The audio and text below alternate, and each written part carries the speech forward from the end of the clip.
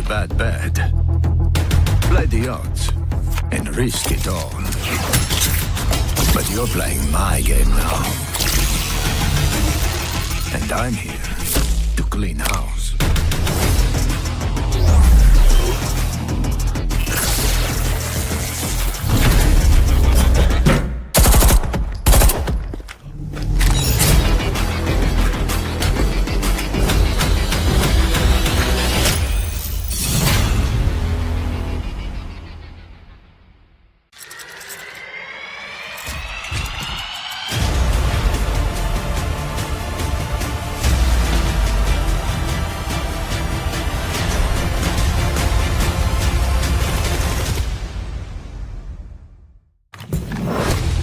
You made a bad bet. Play the odds and risk it all. But you're playing my game now. And I'm here to clean house.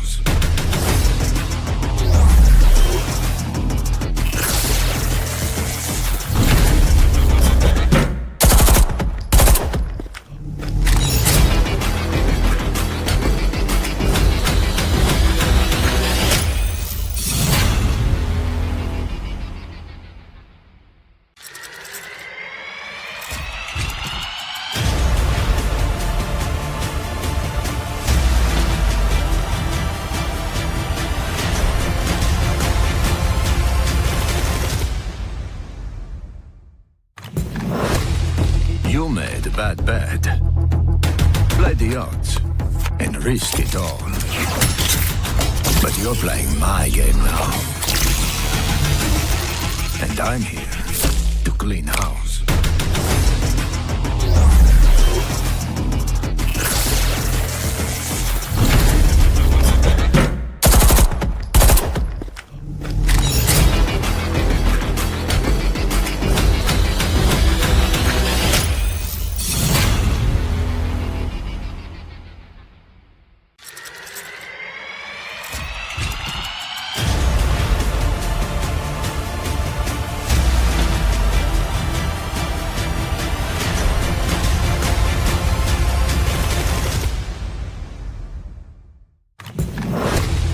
You made a bad bet.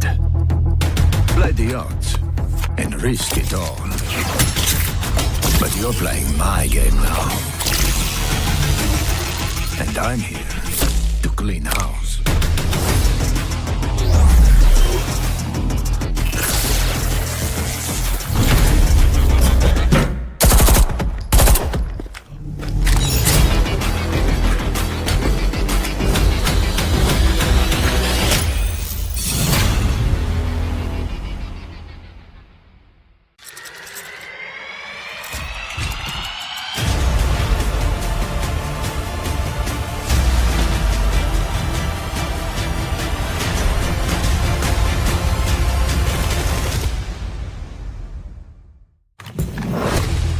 You made a bad bet.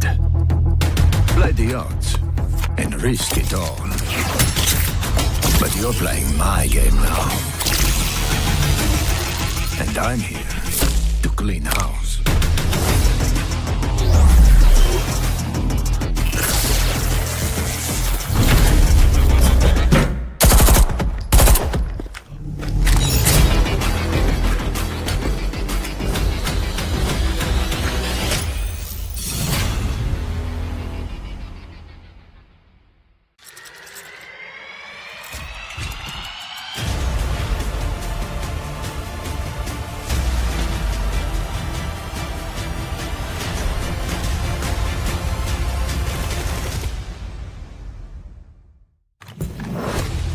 You made a bad bet.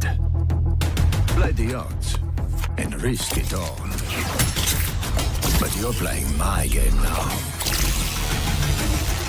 And I'm here to clean house.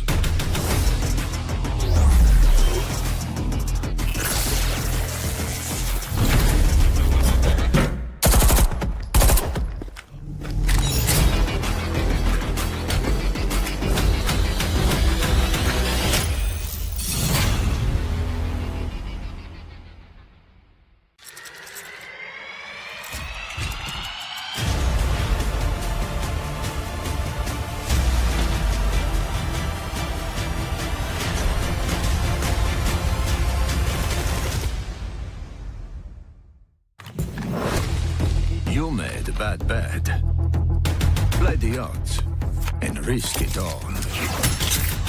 But you're playing my game now. And I'm here to clean house.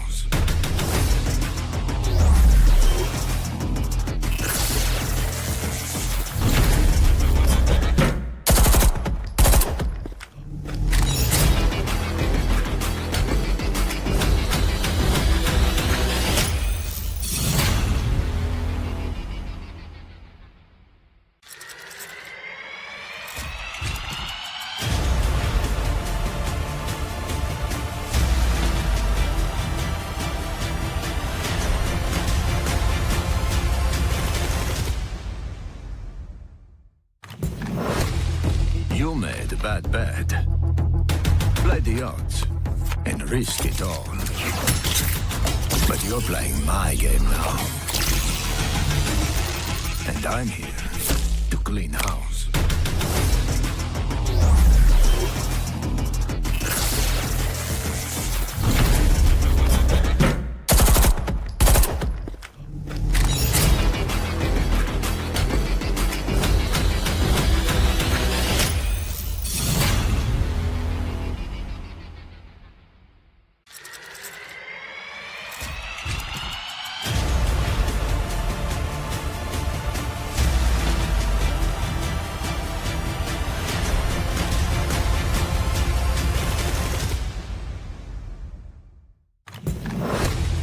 You made a bad bet. Play the odds and risk it all. But you're playing my game now. And I'm here to clean house.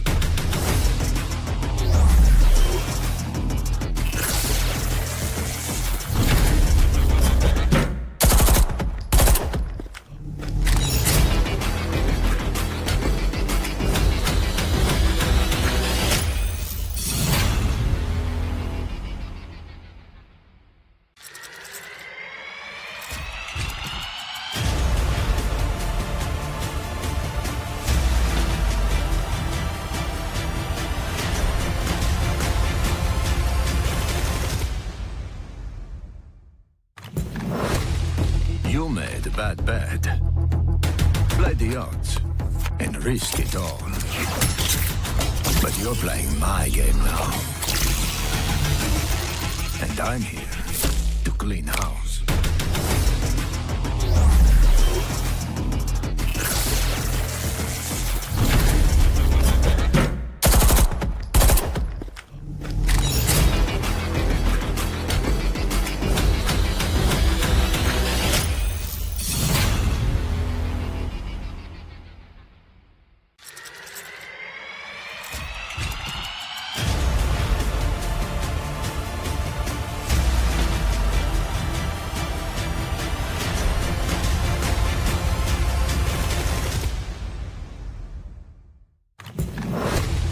You made a bad bet.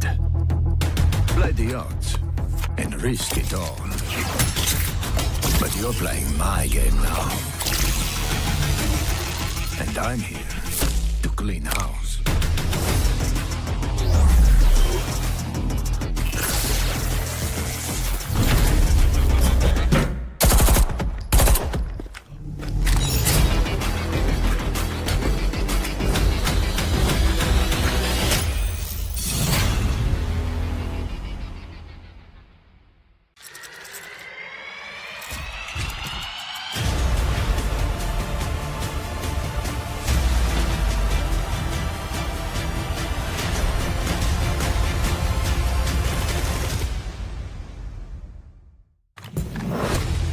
You made a bad bet.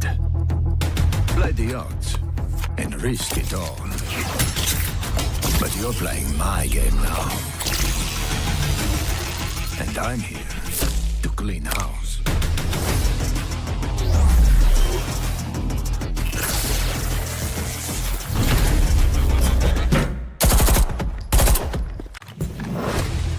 You made a bad bet. Play the odds and risk it all. But you're playing my game now. And I'm here to clean house.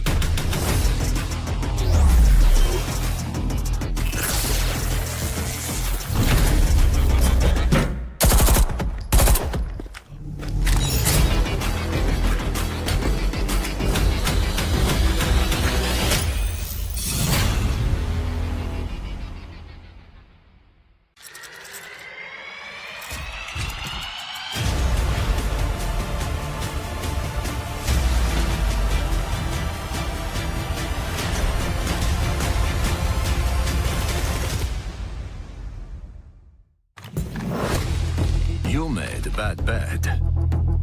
Play the odds and risk it all. But you're playing my game now. And I'm here to clean house.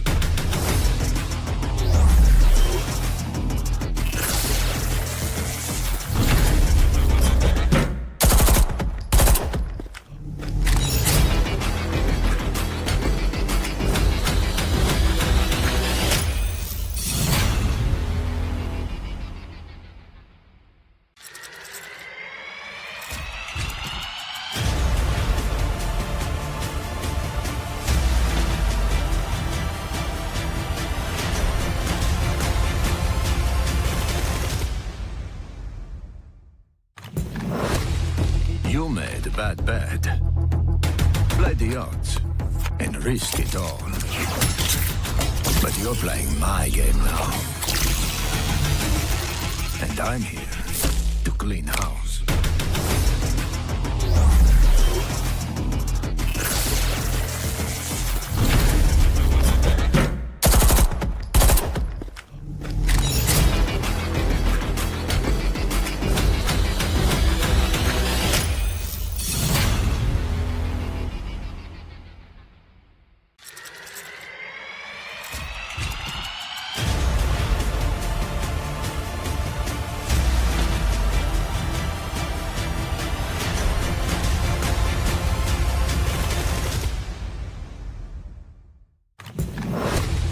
You made a bad bet.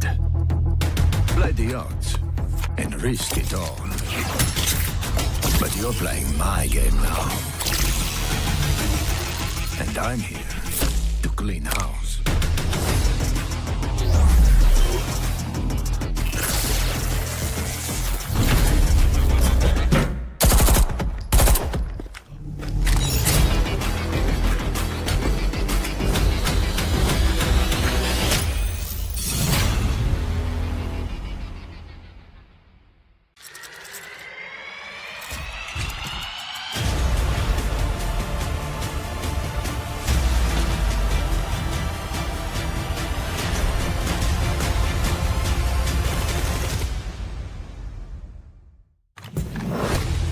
You made a bad bet. Play the odds and risk it all. But you're playing my game now. And I'm here to clean house.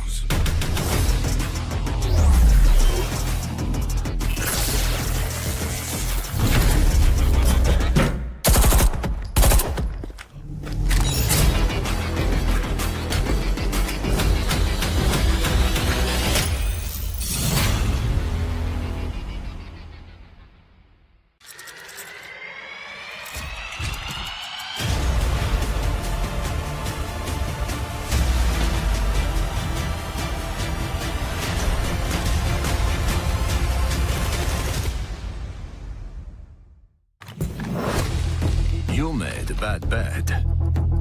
Play the odds and risk it all. But you're playing my game now.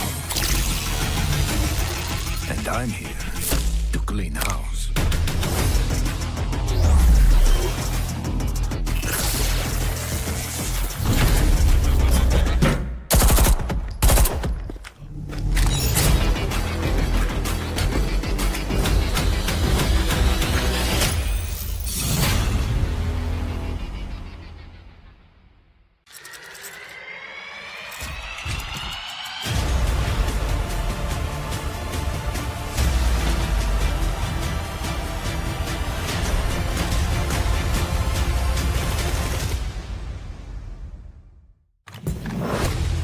You made a bad bet.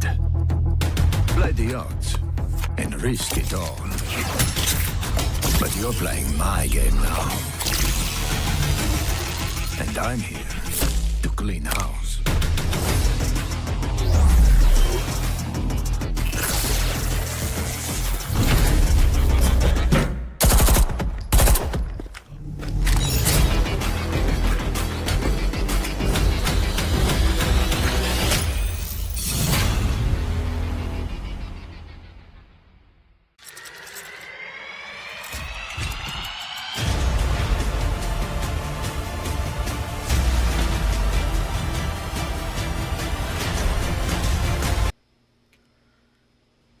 All right then, ladies and gentlemen, welcome to the South Asia Elite Community Series for Rainbow Six Siege here at Fragnation and, of course, alongside Ubisoft. Welcome everybody to this new and fantastic Rainbow Six Siege esports tournament. And folks, this is going to be a big one indeed, as I'm your host Blackjack. Joining me, of course, is my co-host Madness, and we are here for the first qualifiers of this, the first qualifiers and the first semifinals of this qualifiers. Madness, how are you feeling tonight? I'm pretty good about it. It's two teams that I've seen before, honestly, coming into it. So it's not an exception that they will make it this far in this qualifier, right? But we do have quite a few steps that you're going to take to actually reach that ultimate tournament. This is one of the biggest prize pools you will be seeing in R6 in the recent histories right now, given that this is the new stage. The new operators out as well. But South Asia Elite Community Series is where you need to be if you want to be continuing in South Asian R6 right now. And I'm going to be pretty surprised how this goes down, because one of these guys was the finalist in the last Community Cup that we had. So I'm interested to see how they're going to match up against each other, because WSP WontStopPeeking is a team that I'm going to have my eye on this game. Oh, absolutely. WontStopPeeking versus Blitzkrieg, for those who are, of course, interested in the teams that are playing tonight. And, of course, folks, they're not just playing for bragging rights. They're playing for a lot. So let's have a look at the first thing that we're going to be talking about. It is the prize pool of the entire Elite Series. As we transition over, it is a sizable prize pool indeed of 3 lakh INR in total, with the first place getting 1 lakh, second place 60,000, third place 40K, fourth place 30K, fifth and sixth 25 each, and 7th and 8th 10K. So all the way down to the 8th spot, everyone's getting a little chunk of this prize pool. Of course, that number 1 spot is what everyone will be shooting for. But of course, folks, it's not just money. It is the big tournament for South Asia as a whole, and we'll get to that in just a second. But mind you, these teams, all 4 that are playing in these semifinals, of course, they are playing for seeding in the playoff section of this tournament as well. Yeah, that's a very good, important point, right? Because it's just seeding right now. They've technically already qualified for this point at this point, but seeds do matter. It's also about how you set up. But look at the tournament format, because you can see Qualifier 1, which we're in right now. The top 4 of them have already been decided, and the top 4 will be actually moving on, like I was saying. It's only seeding currently. And then Qualifier 2, which is going to be win on 28th September, is going to get you your other 4 teams in that series. So when you reach the semifinal there, you're going to have technically all your 8 teams there. And then the playoffs is between 6th to 19th of October, and that is exactly what happens. So basically, if you're top 4 in both qualifiers, you are guaranteed money in that playoff spot. But like you said, first place has that massive 1 lakh that all these teams will be fighting for. And not just that, it is, of course, you can see in the little bit at the bottom of this graphic, folks, top 2 teams, that is the first place and second place in the playoffs, right? The winner and the runner-up will qualify for the Asia Cup qualifiers for all of Rainbow Six Siege in APAC. So there's a lot riding on this tournament as well, an official road to the APAC Cup. And from there on, who knows, maybe even something big like the invitationals. Will it be, will it not be? We will see. But for now, we will get back to this particular qualifiers very early on, technically speaking, in the tournament's lifespan, as tonight's match, Blitzkrieg versus WontStopPeeking, will be what we will see in just a hot minute. It is a semifinal, so it is, of course, a best of 3. 3 maps will be in play, and of course, semifinal 2, which is tomorrow, Hasib Warriors versus Team Uwu. Once again, 2 returning names for the South Asian region. Absolutely. You can see Blitzkrieg and WontStopPeeking in quarterfinals got a 2-0 in both their matches that they played. So they are on their own momentum that they're riding. Blitzkrieg beat Lightning Warriors, while WontStopPeeking beat Team Illusion heading into this. And then you can see Hasib Warrior beat Andromeda Gaming and Team Uwu beat Allegiance. So these are a lot of returning faces that you will be seeing in your matchup today, especially in this one that is happening right here. So tomorrow, semifinal 2, and then you have your grand finals there on Sunday, on September 14th, in that best of 5. That's a huge series for themselves. But like we've been repeatedly saying, they have qualified. It's all about seeding, technically heading into that playoff series, and you always want to get that higher seed to get, the slight advantages that come with that position.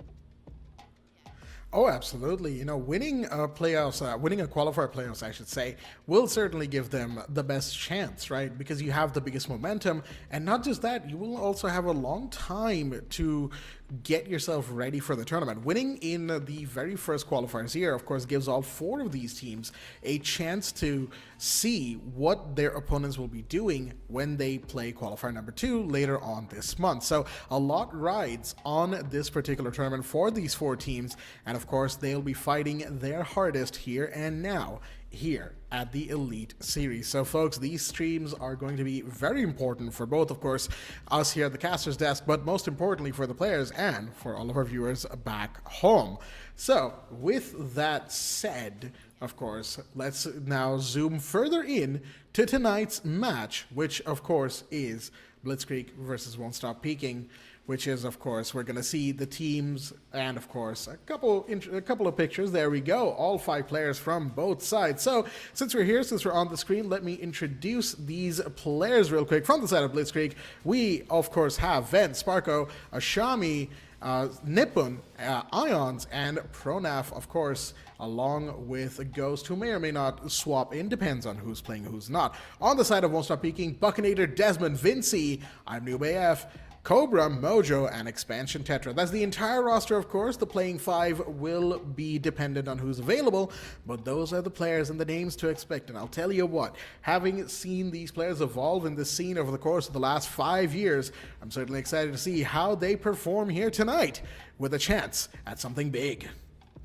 Absolutely, a chance something big, a lot riding on it. Like you're saying, it's just not monetary value or financial value. It is that, you know, path to getting into the APAC series, a path to actually invitationals if everything goes right for these teams in the series. So there's a lot on the line in terms of international game time, in terms of playing against teams from other regions, getting that more experience for yourself. But yeah, Blitzkrieg and WontStopPeeking, 2 very good competitors coming in. But before we head into the game, let's take a look at the map video and the maps that were chosen. Yes. Skyscraper banned out by Blitz, Lair banned out by WontStopPeeking, Border banned out by Blitz, and Chalet by WontStopPeeking. And then the pick for Blitz is going to be Cafe Dostoevsky. We've seen them play okay on this map, and the last time I was casting them, they had a couple of gaps. Hopefully they picked that up. Consulate getting picked up for WontStopPeeking, and then the decider is going to be Clubhouse. That's one of the maps I love to watch. All right. Consulate coming out from WontStopPeeking. That is interesting indeed. And that is a map actually that we have seen them on before. WontStopPeeking here actually played against Team Uwu on map 5 Consulate the last time I saw them. Unfortunately, it was a 6-8 defeat at overtime, but mind you, they dragged it all the way to overtime. So Consulate is certainly a good pickup for them if you ask me. But that is map number 2. We are now getting into map number 1 right here, right now, folks. It is Cafe Dostoevsky, Blitzkrieg on the attack, WontStopPeeking on the defense, and we have ourselves the first bans of the night, Azami and Ace, to start us off. As some co-casters of mine have said before, these are, of course, industry standard bans. Azami, nobody likes to deal with those Kiba barriers. Too much utility being wasted too late into the round. And Ace, of course, you have the AK-12. We've got Remote Breaches. Who doesn't want to ban him outright? Mira and Sledge will be your second bans for this first half, mind you. Of course, as we've seen before, there are 3 bans on each side, on each half of the entire map, I should say. I was going to say tournament. That's not how that works. But with that said, 4 bans have been taken care of, and we're getting it right in to round number 1. Yeah, like you're talking about industry standard. The Mira is definitely going to be one of them in Cafe because the 3F as well as, you know, one is so good to be able to open up through freezer, get entirely through piano, complete vision side. So we can jump into the prep phase over here. You can see people are running around getting it. Just going to shoot those annoying speakers, get that sound out of the way. You don't want to interrupt your play. But talking about some of the, you know, operators that have been picked here, Buccaneer is going to go for his favorite Valkyrie. We've seen him do this time and time again. This is something that he does excel. He's a very good roamer in my opinion, and I can see him doing wonders. The Mozzie pick, maybe a slight interesting. You deny some vision in terms of the droning places that you can go from. Other than that, I'm not quite sure. And the Sledge Band, make sure that the castle has even more effectiveness. That is actually, I was going to say, the Sledge Ban is not something you see very common in terms of early bans in a tournament. Now, of course, that comes down to their playstyle and the fact that they have decided to go for the castle play. Sledge is, of course, Castle's direct counter, so it makes sense that the Sledge has been banned kind of when you look at the grand scheme scheme of things, especially with the Mute Mozzie combo. Of course, that is your Intel Denial team up right there, paired with the Valkyrie, and of course the utility denial of the Wamai. All things considered, this is a pretty classic team lineup for the of Cafe. Kind of been happening since, I want to say, late year 4 when Mozzie was actually introduced. So all things considered, a good strategy over here from WontStopPeeking. On the other side, we have the Flores being in play from Ven. Of course, that means those castle barricades and other utilities will be in danger. Though, of course, since Flores's utility is a drone, technically speaking, it can still get jammed or even taken over and destroyed by Mozzie's Pest. So all things considered, good gadget interplay from both sides right about now. Of course, you have the FBI duo between Ashami and Nippon, and of course, Lion. You can never really go wrong with having it.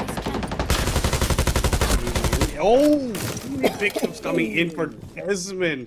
Takes off the head straight away onto that line that he's talking about. Sparkle's out of the round, but then another C4 comes in. Ashami ends up going down as well. Another kill through the window. Trades after trades after trades coming in, but it's still in favor of WSP. 4 members. This is early. A lot of things taking away. Ben is also off the map as well. So 3 members down in just a few seconds. Only Nippon and Iron Zero alive. It's going to be the Nomad and Thermite. How much can they do? And we still have Mozzie charges being disposed by Vinci over here. He's making sure drones can't even come through that doorway from Piano. So it's a lot now. WSP already have a very good upper hand right now. And this is the thing that with WontStopPeeking that a lot of people tend to really get caught off guard by, which is their very aggressive playstyle early on. They do not give you a break, folks. They will absolutely pour everything, hot oil on the fire and more fire on the oil if possible, because they do not stop. They get in your face, and they make sure that you never have a moment to breathe. That is exactly what we have Blitz going up against. That's the C4 pre-place from Vinci. Cole came in from Buckinator. That's a kill. And now it's all down to Ions, the last one standing. Round number 1, a complete collapse here from BTZ. That's all they have left is the Nomad telling on Piano window here. There's only so much he can do, so he's just gonna sit back, relax, probably drop down red, finish off the round for his team, because they definitely will need to just figure out what went wrong. I'll tell you what went wrong though. They were absolutely not expecting the kind of aggression, especially from the Mute sitting in Piano, who took 2 bodies for the price of 1. Yeah, and the Nomad stays alive till the end. Just gonna get the win off on terms of technicality of time going down. But those are very good early trades coming in the pre-play C4. Something that we always love to see, something that you have to watch out for essentially on that side. And it's also because Blitzkrieg took quite a bit of time. They expected that, white stairs flank from below when they're like creeping in the Piano windows, and you're holding that position for quite some time. So when you go for the peek through window, you don't have that much security in the terms of where you're actually looking, and Mute gets that early pick. That's some challenge you don't taking scenario. And looks like we've gotten all the way down to 1F over here. It looks like we're going to also have Buckinator going to his other favorite. His Maestro is going to be coming out. I've seen him clutch rounds time and time again with this operator as well. And this is the time where, this is the site basically where Noob AF got that 1 versus 3 clutch for himself in the last tournament against him. Loading new mag! Oh boy, the Maestro in play. And as you said before, Noob, excuse me, has shown the fact that, they are a fantastic player here in this site. A clutch in a 1v3 in Kitchen is never easy. I mean, a clutch in a 1v3 itself is never easy. Securing the floor! Given how many areas you can kind of hide in as an attacker once you get in there, that's certainly no small feat. Now, a little bit of a second here to look at the rest of the defenders. Desmond bringing in the, what is essentially a DPS operator in Warden, right? Because, well, let's be real, you're not playing him for his gadget. No one really is. So, the fact that he is bringing in the Warden means he's looking to get kills, he's looking to get entry, and on the other side, you have the Melusi to slow people down with those Banshee deterrents. Vinci on top floor with the Sentry, gonna get droned out, forced to fall back. He goes all the way down white stairs to save himself. Just a little bit of distraction here for the attackers. WontStopPeeking this time. They know that they can't be overly aggressive. They need to hold second floor at the very least, or even if they fall back and start turtling, they need to make sure that they don't lose bodies early on. That's one of the fundamentals of Cafe Dostoevsky, of course, and BTC know that, so they have to go on the roam clear. That's why they have the good luck. They've got the IQ. Even Ven is here on second floor because the sentry got droned out. Now it's in their heads, right? Where's the roam? What do we do? Where do we find them? And that's going to be kind of the psychological game from here on out. Look at that. There's one up the wall. You can open it up with the ass charge essentially for yourself. You're still looking for roamers. Ven is still on the hunt just in case anyone is actually in. It's not just a complete turtle. And you can see the Maestro is looking to maybe get a peek from the door that was blasted open by the ass charge. And still we're on 3F over here. Like Sparko is still not sure if he can actually have a free reign off there on the top side. He's just clearing everything out. I think now they should have some inklings that there's nobody close to them. They can actually start going for plays, start actually making more progress. Because there's only almost 1 minute and 15 seconds left on the clock. Now the Buck is starting to open it up with the secondary part of his gun. We're trying to maybe open up that breach, that reinforced hatch over there. That's why the Thermite's going to come in. He's going to place down his gadget, and now the Thermite charge shall be going off. Now the person inside field has to worry about 2 different angles from where he can be approached. The hatch and white stairs, so the Maestro will have to fall back. Buccaneer knows he can't hold that. He's being yellow pinged as well, so there's a drone there, and he will fall. There you go. Nippon takes that kill, happily so, and with the Maestro gone, mind you, the Evil Eyes can no longer do their little zappy zaps, which means a post-plant denial is going to get that much harder. Now, of course, we've got 4 operators in play still. Wait a minute. Vinci and Desmond, they're holding down the stairs area. Of course, Code Room, he's going to go down. Vinci off the board, and there goes Cobra as well. Multiple defenders falling back to back. It's all down to the Mute and the Warden, the last 2 in this equation. Banshee inside a freezer. That's going to make sure Nippon is slowed down, but Desmond's on the floor. It's all down to Amnubayev, who will fall to Sparko as well. Too much area given away to the attackers too quickly, methinks, and that, of course, is going to lead to BTC taking their first round. All things considered, WontStopPeeking started that round off pretty strong, right? Yeah, definitely started off that round pretty strong, and yep. Started off pretty strong for themselves. This is the problem with turtling on that bottom side right here, Blackjack. You're not always quite sure about what's going to be done for yourselves. Like if you're turtle over there, you're not taking the top side space. There's a lot of spacing in between you. You're just giving it up quickly. You're not doing much denial as well, right? You have the complete area. The box going to open up so many holes from above. There's so many less places you can play, and that's honestly the problem. You have to at least have maybe 1 or 2 roamers so you buy even more time for yourself. You can see that even until the last few seconds, Sparko is still on 3F, just clearing it out for his teammates. So if you have someone who's at least shows a bit of presence, he's going to be even more worried about something actually happening. He's not going to always be, safe or, comfortable opening up these, vertical kind of holes without any problem. So this is the problem. So I hope WSP start adapting to this. Now you have a roamer. Jaeger can honestly start going for those roads. Given the fact that they've gone back to kitchen again, and yeah, I do agree with you. Jaeger going for the roam would certainly be very advisable. Excuse me.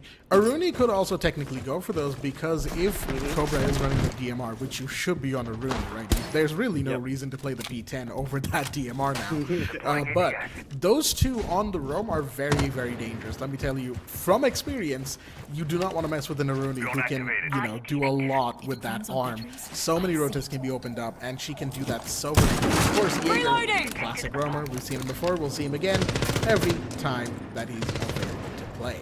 With that said, of course, I want to see if they are going to extend the 3rd floor like they did previously, just to give the attacker someone to hunt and once again delay them if possible. Doesn't seem like that is the case, as we have ourselves... Ooh, Desmond's going to fall first, actually. Melusi off the board, and that's actually really, really fast for the Melusi. I wasn't expecting that one to be the first kill, but it is what it is. Seems like Desmond went for the roam, got hunted down, got taken out, and that's a first kill for BTZ.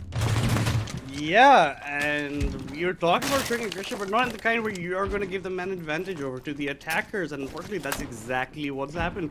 Blitzkrieg now have that one-man advantage. of the base. They're gonna rinse and repeat, almost deja vu of opening up that freezer wall with the Asher. There's no protection for it, and yet this time they're actually moving even faster downwards. They've already kind of visualized that there is not going to be that much drones coming because they're not even reinforced the hatch this time from the side of WSP. So Blitzkrieg gonna take that for the thing. It's gonna be just open at that point. Everything, all space has been acquired. Yet again, we're in a turtle kind of scenario where WSP can't do much. A gridlock thrown just in case late ones might come down from the bottom of white stairs, but the verticals are being opened up. Ishami's walking down main stairs over here. Someone's in boat room. If they can catch that out, could be detrimental for them. There's also a deployable shield if you want to get out for them. You're fighting a lot towards this reception here outside. You're trying to prevent entry from this way, but Loading new mags! easy. The hatch is open. You can just drop down in essentially over here. No one's actually covering that. The drone gets neutralized by the Jaeger, but he is in a very bad spot. He's open from so many angles. He's trying to play it as calmly as possible. There's one guy down main stairs as well. On the other hand, Sparkle gets Vinci. Now Jaeger's even more left and less. The vertical play coming into action over here. It's a 5 versus 3 right now. 30 seconds left on the clock. This Jaeger has to come in clutch, but instead it's Cobra who actually ends up striking. Andy gets the kill on Ben, and now drop downs are starting to come in. Can this Arun actually do much from this position? He gets 2 over there. Sparkle gets a team kill on Nippon instead. That is not what you want to happen. Shami gets the straight kill from behind. The nade's going to pick up on the backside. Shami's trying to walk in. Less time on the clock. Can he get the plunder? No, it is not in time. This time, WSP have bought enough time, and it's a lot into the thanks of what Arumi has done there.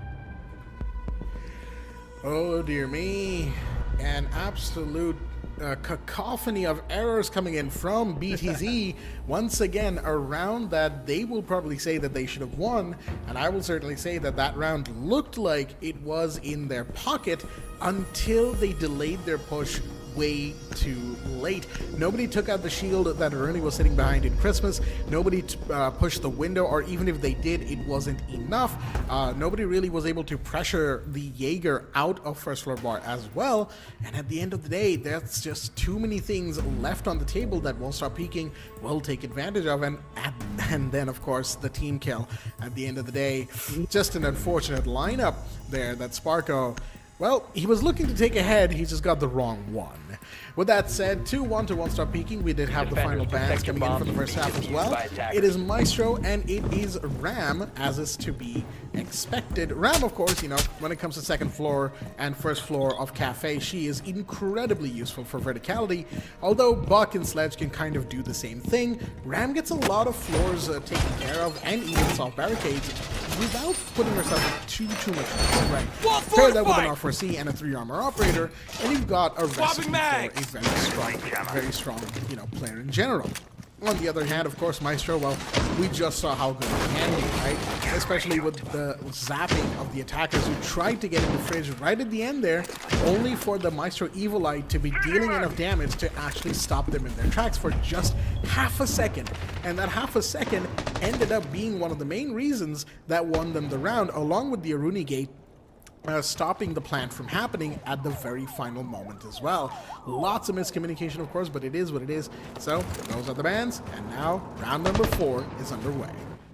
I think a lot of the chaos that came into comms first was the kill through that freezer, right, where we got those kills. So I think a lot of panic was coming in what we need to actually end up doing. Here comes the castles yet again. They're going to be running around the same kind of comp. The top side, no Mozzie this time. That's going to bring out defender side over there with the double gadgets. He's going to bring a Furbish plus a Nitro, but we're using breaching charges to open up the castles instead for yourself over here. Sparko on the striker has brought in nades and breaching charges. So you're going to use full utility for themselves, and Grim is also going to be making appearance here. But this makes complete sense. You're going to bring the IQ because you know Buccaneer without the Maestro, and now most likely going to be ending up playing that Valkyrie, and that's exactly what they have intended. So all these breaching charges are going to be used to break on every single castle wall that is available. There's a rotation in freezer if you want to mind you. Look who's already on the bottom floor. There's a lot of roams coming from WSP. They seem so much more comfortable on this TF side, but here comes the drop down. You're going to open up the walls into Piano from the top red stairs. The extra thermal charge will be going on the top bottom.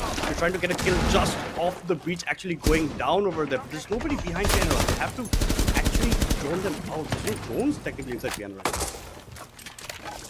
This is good pressure, though. Getting that piano breach open very, very quickly with the castle barricades also taken care of allows the attackers, especially the ones on the rappel, a lot of room to work with. But Vinci has something to say about that.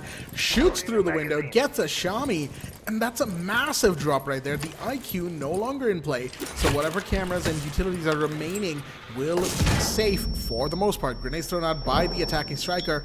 But wait a minute, Buccinator's getting really close. There's a camera giving away intel. He gets one position given away, but he wants more. He's going to get taken down for his trouble. Ions comes in with one, but immediately nearly gets traded by the Wamai, still holding Piano Corner. He has not been flushed out of this part of the map because of the utilities being denied by, guess what, the Wamai Magnets. IQ was here to help with that. Unfortunately, that is not the case. And even with the drop on Balcony Hatch, there's only so much you can do. Wamai holds massive control on Piano.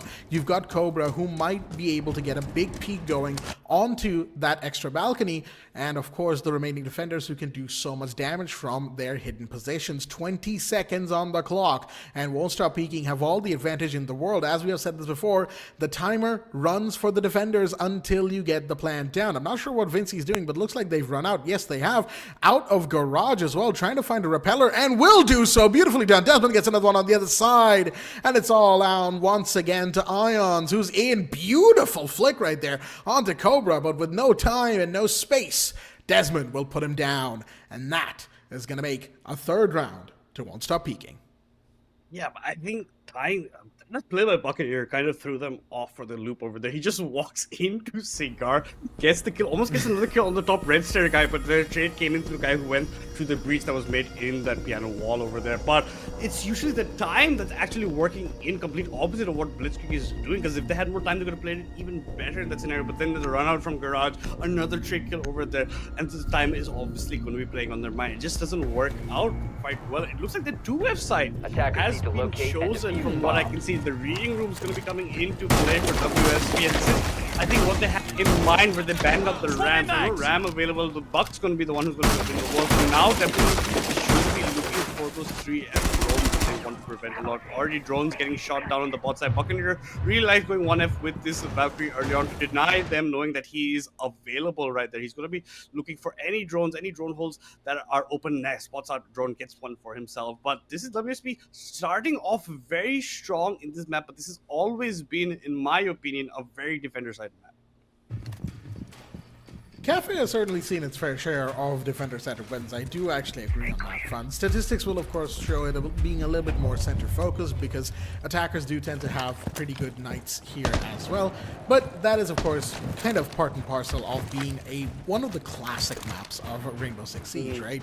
So it's been played so much over the years, and some of those statistics are probably also tabulated from older versions of Cafe before it got its big fever. So all things considered, Cafe in its current state, yes, I can see it being a little bit more defender-sided. With that said, now we are, of course, into round number 5. Second floor being the side of choice, as stated before, with the cap can coming into play from Vinci. No Brava from the attackers to take over those cap cans, nor is there a twit, so they are confident in finding and shutting down those traps as soon as possible. Wait, someone's shutting down, and that's going to be Vinci on white stairs, but no, there's somebody to cover, and that's Cobra coming in, saying, no, you are not taking my teammate. Thank you very much. Grenade comes in. That will finish off Vinci finally, but they ended up losing the Ash just to try and get the cap can. And mind you, that's not even going to stop the cap can trap from being active. They just got the operator, who Vinci, of course, now will just go on cams. So you've got a dedicated eye on cams, you've got the trap still active, and you've taken down the Ash. All things considered, WontStopPeeking might see that as a win, and I certainly would say they should. Definitely should. This should have been pretty much a free kill onto Vinci. If you're upside down repelling, you don't do it basically on the window. You're not going to go upside on the window. You have to go on the, like, slightly on the left or right of the wall and then go upside down, and then you get the free kill onto Vinci. There should not be any trade that side, and that is exactly what Ashami does not do, and puts the base with his life. And that's a 1-for-1. Like you're saying, this is definitely going to be going in favor of WSP. But Einzer, on the other hand, has other things to say. He's going to take down the mute on his drone on the top side, going to open up some walls into the freezer side as well. The gridlocks are also coming to effect. A nice long angle here from outside the white stairs window as well. You might even catch onto somebody who's going for a roam, but it's going to be Desmond who catches Ven instead. The IQ was looking for Cams, but instead found his death instead. It's a 3 versus 3 right now. Buccaneers still... Sorry, Desmond's still going to be on the basement side. Cobra's going to have a long angle over here. Ironster has actually gone down. That should be actually C4 from below, and that was from Buccaneer. He even gets the kill as well. So now it's all left up to Nipun and Spark with the Thermite and the Buck. How much can they do with the Buck? And he's gone all the way down. He's going to enter through the garage. But that sound should have been heard. There's the guy on white stairs. This could be Buccaneer's end over here. Actually, it should be the end of Sparko, essentially. Cobra tries to get some kills, but instead it's going to be the AP getting traded off over there. But he has Desmond as backup. Sparko was not expecting the long angle from inside the trade room as well. So that's going to be him going down. It's all left up to Nipun. He was on 3F, jumps down to 2F. Going to be jumping down into the crosshairs of his opponent. He's actually gone for the drop shot, but didn't actually connect it on that side. But he comes around with the shorty in, and Desmond will be picking up the final kill for his team. Well played once again from WontStopPeeking. They now are 4-1 up in this first half. Certainly a commanding position for them here and now on the Cafe defense. And you can certainly see why they would have picked to go on defense on Cafe first. Now, of course, why do I say they picked it? Because that's how the map bans work, right? One side picks a map, the other side gets to choose what side they start on. So Blitzkrieg picked Cafe, and so WontStopPeeking, they get to choose what side they go on, and they have chosen to go on the defense, and certainly for good reason. 4-1 up right now, and that last round, I'll tell you what, once again, well played. Like I said, that Capcan situation with Vinci getting down on white stairs should have been a free kill, just like Madness said before, but with Ashami going down that early, there was only so much you could do, because that Ash, beautiful entry fragger, Ashami has certainly shown potential for it. Unfortunately, somewhere along the line, something must have gone wrong, because after that, it was just body after body, despite the fact that they did find Cobra, the mute, playing top floor and took him out as well. So, all things considered, it wasn't a bad round from BTZ, it just wasn't executed really well, especially towards the end, because say we saw Sparko, right, coming up white stairs, he chased down one of the defenders who contested him there, but then when he actually starts going up white stairs, he's probably still thinking, hey, somebody's down the hallway, I need to beat that, but someone's in sight on that top angle, top of the table behind the bomb, and he dies to them instead. So really it's just a case of kind of getting your drones in place, maybe getting your intel first, joining yourself in, and at the same time not spending too much time doing that, because that interaction with Sparko that I just mentioned, if I recall correctly, happened give or take with 35 seconds remaining on the clock. So lots of micro issues, I think, is what's holding BTC back, and WontStopPeeking, given their fast and loose playstyle, they're taking full advantage of it. Yeah, I think Blitzkrieg's main problem is going to be, like you're saying, the clock. All these scenarios, so they have to make desperate plays when it's like 30 seconds left on the clock, especially what Sparko was doing, just chasing the guy who thought he would get the kill on there onto Cobra, but no, Cobra runs away, gets, you know, kind of switch in bait where he gets Sparko going down. But at least 1F is the side where they actually got that one round from the side of BC. We seem to be having a pause before we jump in, but this could be the silver line. If they get a 2-4, it's still doable in a map like Cafe, in them going to the defensive half in the next part. But let's just see what else. A Pulse will be coming out as well, I think, in the hands of Desmond. So look for some more vertical plays. I hope we get to see a bit more roaming coming into Pulse. Even when they roamed last time, it was, you know, that when you were going down early on, it was them actually playing around 1F even with the roams. There was nobody 2F, there was nobody 3F. So it seems to be that they think that the turtle strategy is what can be done for them. But now with Buckinator maybe going for more roams, that can be possible because he's no longer got the Maestro available. So with the Valkyrie, he can be making these kind of plays.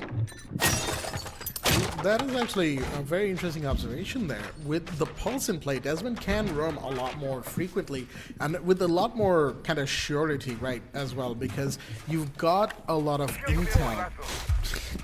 I just realized I said a lot, like 3 times in that one sentence. But Desmond, with that intel, is going to have definitely quite a bit of room to work with. And that's, I think, what they're trying to achieve. Of course, Pulse, in this patch, got his hands on the secondary auto pistol, right, that Raora brought into the game. So that's also like a big buff to Pulse, because that thing, I'll tell you what, it's like a mini LMG. That thing fires so fast, it deals a lot of damage, and given that the UMP is already a very good mid-range gun in general, it's a good time to be a Pulse main. Vinci on the top floor once again at White Stairs, you know, back at the scene of the crime, as they say. 2 Capcan traps on that cocktail door to support him, and we did see him put down 2 Capcan traps on the freezer door as well. So he's spending Capcans in an effort to get maybe a one-shot kill, but right now he's got to make sure he doesn't get one shot because he's been droned out. He's still holding out White Stairs, and this is the thing I like here about WontStopPeeking's playstyle. Vinci is being stubborn about this. He knows that the angle he has, they need to find him, they need to hunt him, they need to take him down. And until they do that, he intends to stay here for the foreseeable future.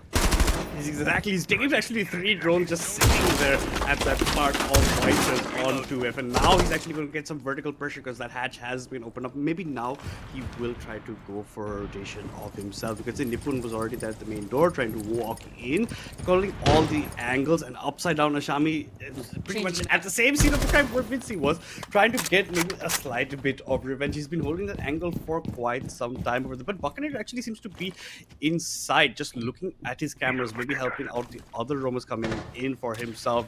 Ionzera will be walking down red stores all the way from 3F, taking his time. Hatch has been opened up to Grace. They're going to jump down as Sparker. Sparker's going to start opening up these verticalities for himself. He's always been opening this up, getting these long sides. He's always got a kill also, pretty much, for the side of Blitzkrieg. They haven't always been able to convert it into the rounds for themselves. It's just that one round, but this creates a whole lot of pressure on the side of them. Absolutely. Once again, verticality is key here, but the time is also key. They are already under 45 seconds remaining on the clock right now. They will need to be as to how they decide to approach this from here. Sparko taking a ton of damage, C4 blowing up in his face as well. He is alive, and that's what matters. The question is, how much longer? 30 seconds and less, and they still have to make inroads towards site. They haven't gotten a single defender. They have not managed to drop hatch, and there we go. Vinci and Noob start things off with the double body as we have attackers falling. BTZ, they now need to rush into site. 15 and less remaining, and it is all falling apart for them. Ven trying to push up code check. He will get one. Vinci to fall, but there's only so much you can do in this situation, and slowly but surely, even with Cobra falling, 3 seconds, 2 seconds, and the plant. Wait a minute, Nippon's actually going for it. He might have the space to do so. No, it's been denied! And that, folks, is going to be all she wrote for the first half.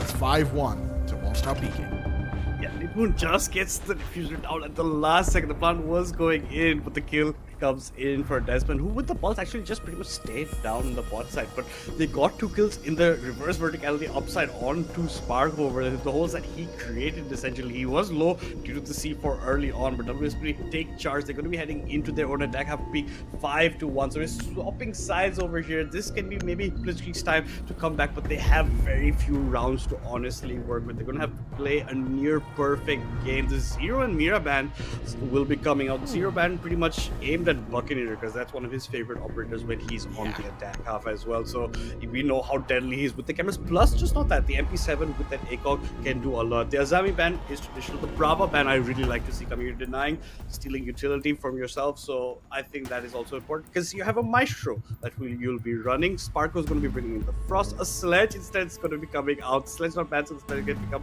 They're assuming maybe a Castle will be over there. Might even switch it up later on, but this seems pretty standard, and the Ace has also been left open, so now you have, like you're saying, AK-12 plus throwable recharges, and you're going to be having a fun day. Absolutely. I'll tell you what, I like these bans from BTZ on the defending side. Right, when they were attacked, it was a little bit more generic, but then again, there are certain defenders like Azami, like Amira, who are just kind of must bans when it comes to competitive. You don't want to face them no matter what, and for good reason. But on the attacking side that they have decided to go for these bans, I like the Zero ban, once again a little bit more targeted towards Buccaneer, as mentioned, but also the Brava, because that's a ban that doesn't get a lot of attention at the end of the day, right? Brava is such a nuisance to deal with. She can steal not just Meister cams, default cams, she can steal Fenrir FNAT, she can steal New Jammer, she can steal my discs, she can steal Aruni Surya Gates, she he can steal. Every single piece of utility, save for the Frost, can be stolen by that Bravo. So that is a wonderful little ban right there from BTC, and it's these micro plays that they need to get right. That's certainly one of them. However, even with all that praise I just gave them, I have to, kind of remind our viewers, they are 1-5 down. So right now, everything they do has to be nearly pitch perfect. That is so much pressure in and of itself. Cover me. Reloading. Exactly. You have to aim for just because Blitzkrieg pretty much backs against the wall, right?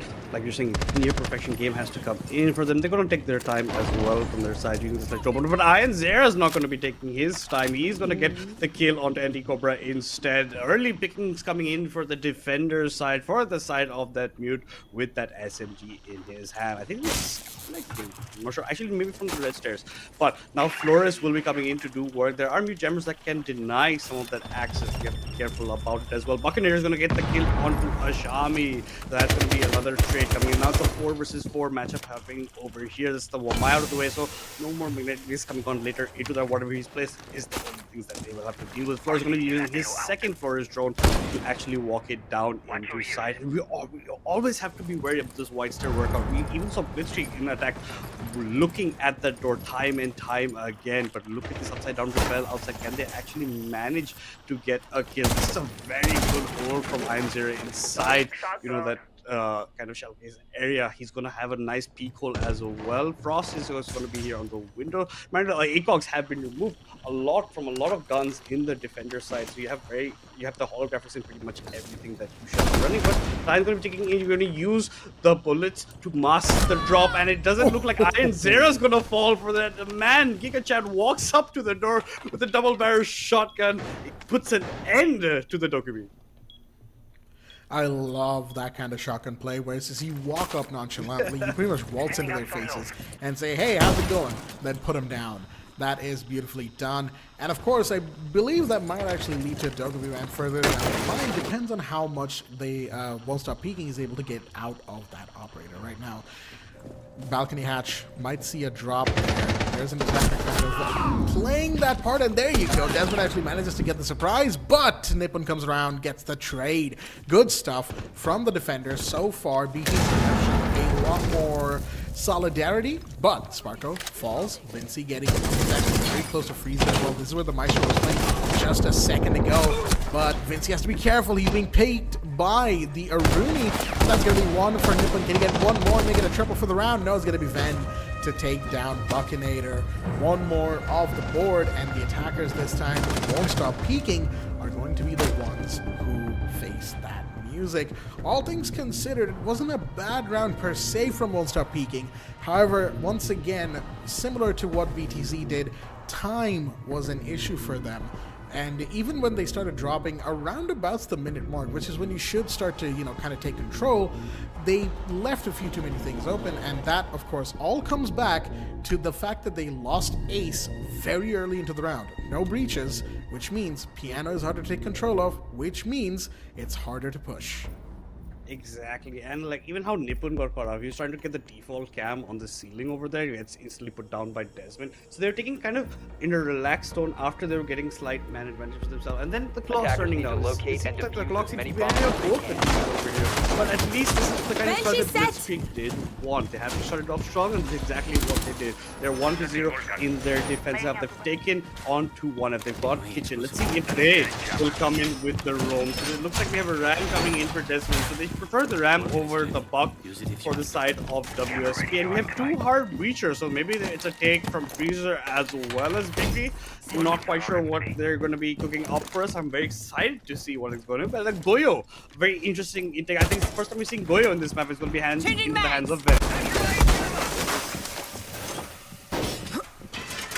Goyo in play is certainly nice to see, I'll tell you what. Goyo on Cafe is certainly interesting because he doesn't get played every single round. It's more of a case of sometimes when you're second floor and you really want to hold third floor down, Goyo gets time. And first floor has seen a lot of Goyo. Third floor, not so much actually. I think third floor bar is probably the least, the side that Goyo's played the least on. I might be wrong about that, but of course, site-specific statistics can be researched later. Right now, we have the Dokumi got, of course, 2 breachers this time with Noob and Vinci coming in, which means a lot more focus on getting the hatch, getting the back wall on right stairs, getting the front wall maybe on the side of Bakery. That might be too many walls to get, depending on how much time they spend on the roam clear here. Of course, red stairs open. That is a pretty traditional way of playing this particular part of the map. But Ashami, the line, is going to be the first point of contact here, looks like, as the Boogie goes ham on the floor, getting that verticality ready for the attackers when they need it. Question is, how are they going to, what part of the map? First, it's going to be Ashami to fall.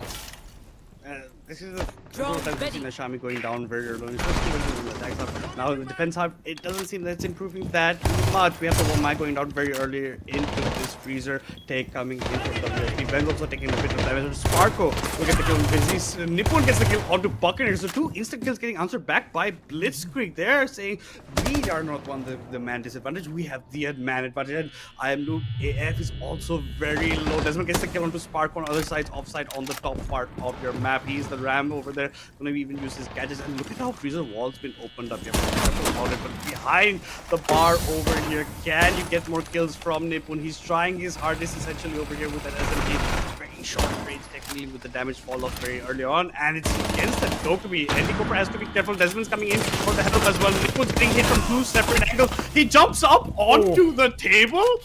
I think this man has gone out of his mind when he's trying with the play, but that was maybe a last ditch effort. What he can do is getting close in. He's getting pinched from 2 angles, but unfortunately, they do not work out for him. He can get the kill onto either on Blitzkrieg. You have the Goyos alive, you have the Melusi, you have the Goyos to even buy some time, but this freezer wall is where the side of WSP are trying to walk in from. Here comes the flashbang. It does not flash doesn't flash Ven, but this Desmond still gets the kill.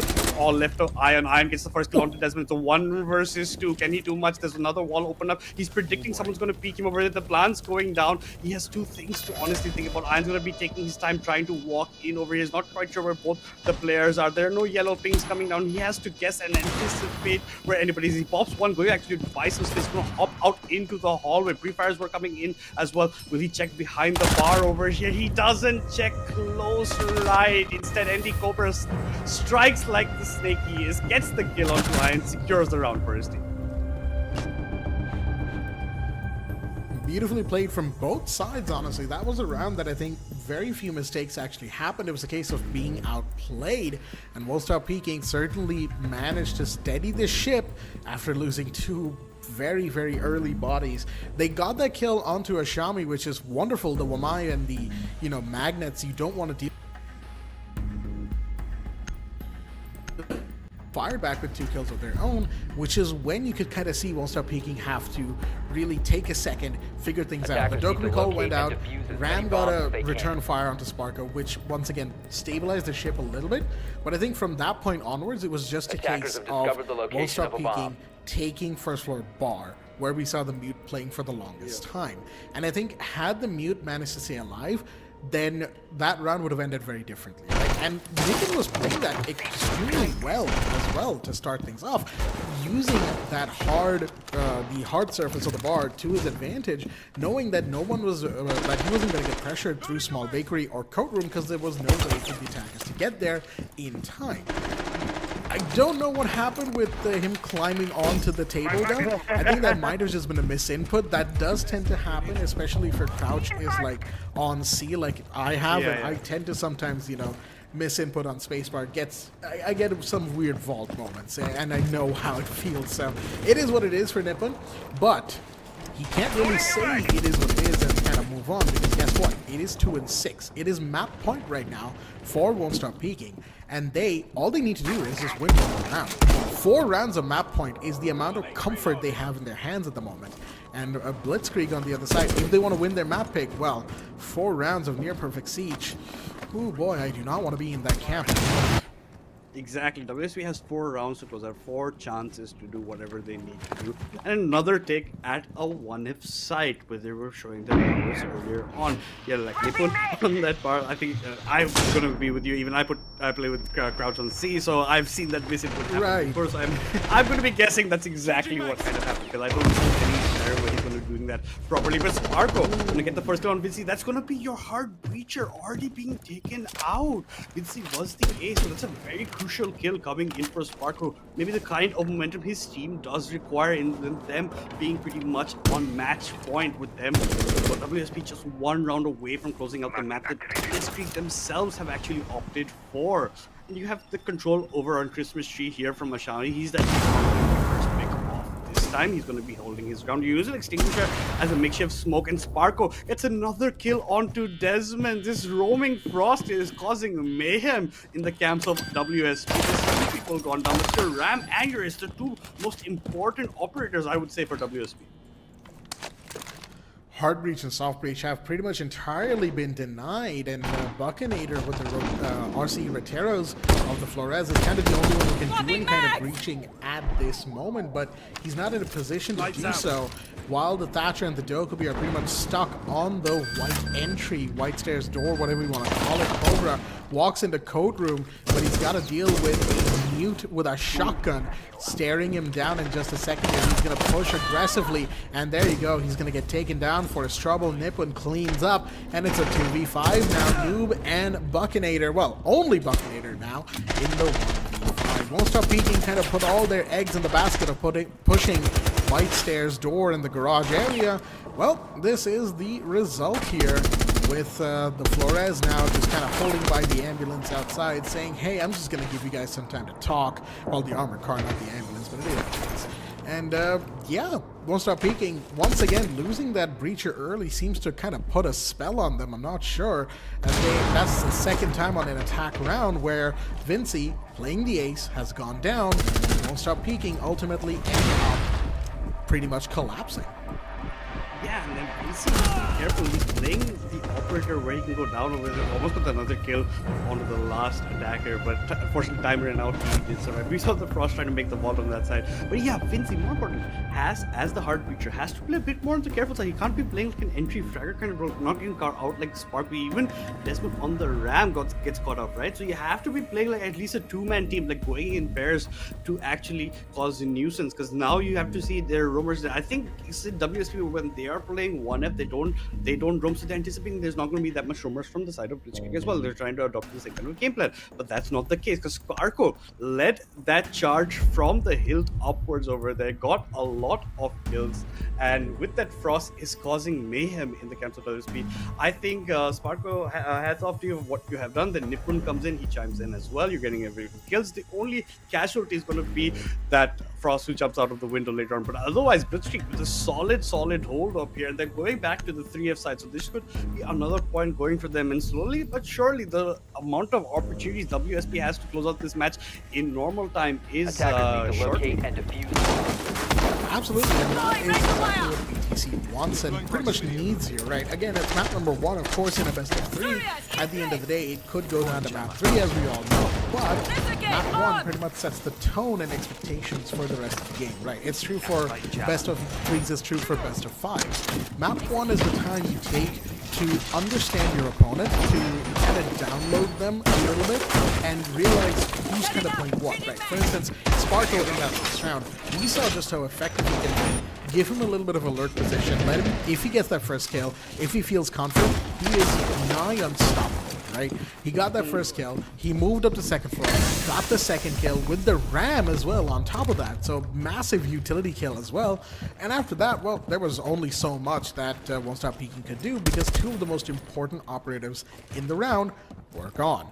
Now this time around, a little bit of a role change coming in from Won't Stop Peeking's players. Vinci has opted to go on to soft breach instead, with Desmond bringing in a secondary soft breach operator with the sledge and the buck, a classic combo since game 1. On the other side, Cobra has taken up the duty of breacher, bringing in the ace instead. Of course, you have the attacking striker available, as you always do. Striker gets played very often because of that double second utility. That is, in and of itself, a lot of utility. So, good thinking here from Won't Stop Peeking to change the roles as we move into the next round, round number 10.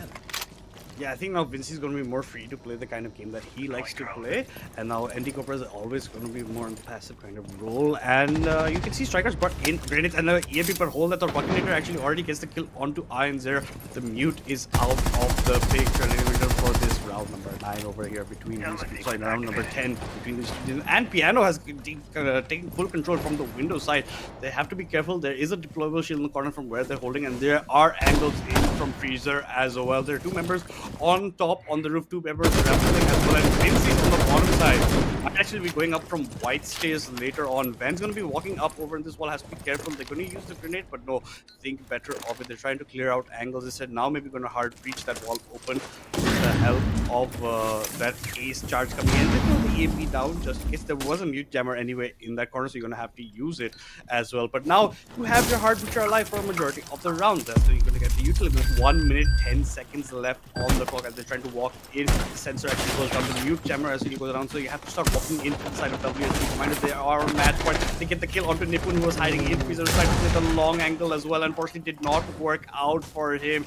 It's going to be him going down. Shami is very low on HP as well. Just barely you can see her HP bar. It's going to be actually going for a complete rotation as well. And on the top, when Ben was trying to walk in, he's getting shot through the white stair window. 40 seconds left. Ben goes down. Ben gets the kill on Buccaneer, Vinci gets the kill on Shami. Sparko gets the kill onto Des, and it's Ben and Sparko against the world to keep the hopes up for Blitzkrieg up in map number 1 over here. But the long angle from Sparko, a double kill coming in. I am noob.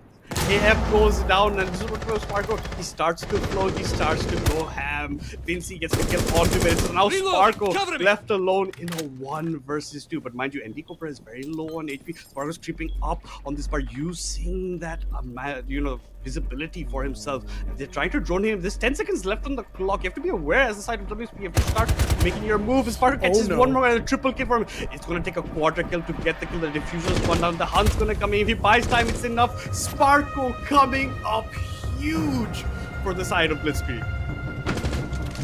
Sparko with the play right there. Beautifully done from that particular player in that moment as the entire site collapsed around him, as his teammates fell one by one, picked off the board. Sparko stayed strong and said, all right, time to show you whippersnappers what an OG player can do. For those in the know, for those who followed the scene, Sparko is probably one of the oldest names in Siege esports in India, or I should say in South Asia as a whole. This player, hailing from Bangladesh, I'll tell you what, he is one of the best for a reason. And at one point, I'll tell you, during the days of Union Gaming and Allworks, he was nearly unstoppable, going from win to win to win. That team rarely ever lost, and it was always a moment and a half to see them go, see them win, see them take victories. And whenever they lost, it was always a rivalry, right? And Sparko was always at the heart of it all. So to see him perform that way, get that clutch, especially that late round 1v2, beautifully done indeed. With all that said, round number 11, we are inching ever so closer to that coveted overtime here, Madness, as now it is 4-6. BTC are picking up momentum, stripping it away from WontStopPeeking, and slowly but surely giving themselves a fighting chance here on Cafe. Oh, absolutely, and Sparko's leading the charge from front. That clutch and that long-range angle from Cocktail Bar towards, the bathroom side. That was, chef's kiss on the way he was playing over there. But, mind you, this is going to be the 2F side, right? So there's verticality from both ways that you could be playing this around. Depends on how you want to be going for an answer. Brought in the castle this time, and Vinci has the sledge to open up these up. And you have the ramp for I and F. Features whatsoever in the terms of your playstyle, but that's expected given the kind of site you're running. And you brought in the Sophia, and you have to recover. Ben is the early kill onto Buccaneer. That's the buck out of the window. At least you have a ramp for more stop reaching from the top side, but that's a very good early kill. Ben does eat around 60% of his HP bar for that trade. He's going to be thinking well and good for that.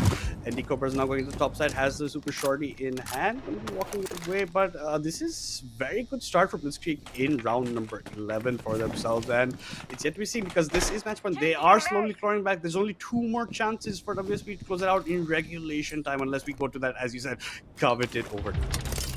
Sting is active.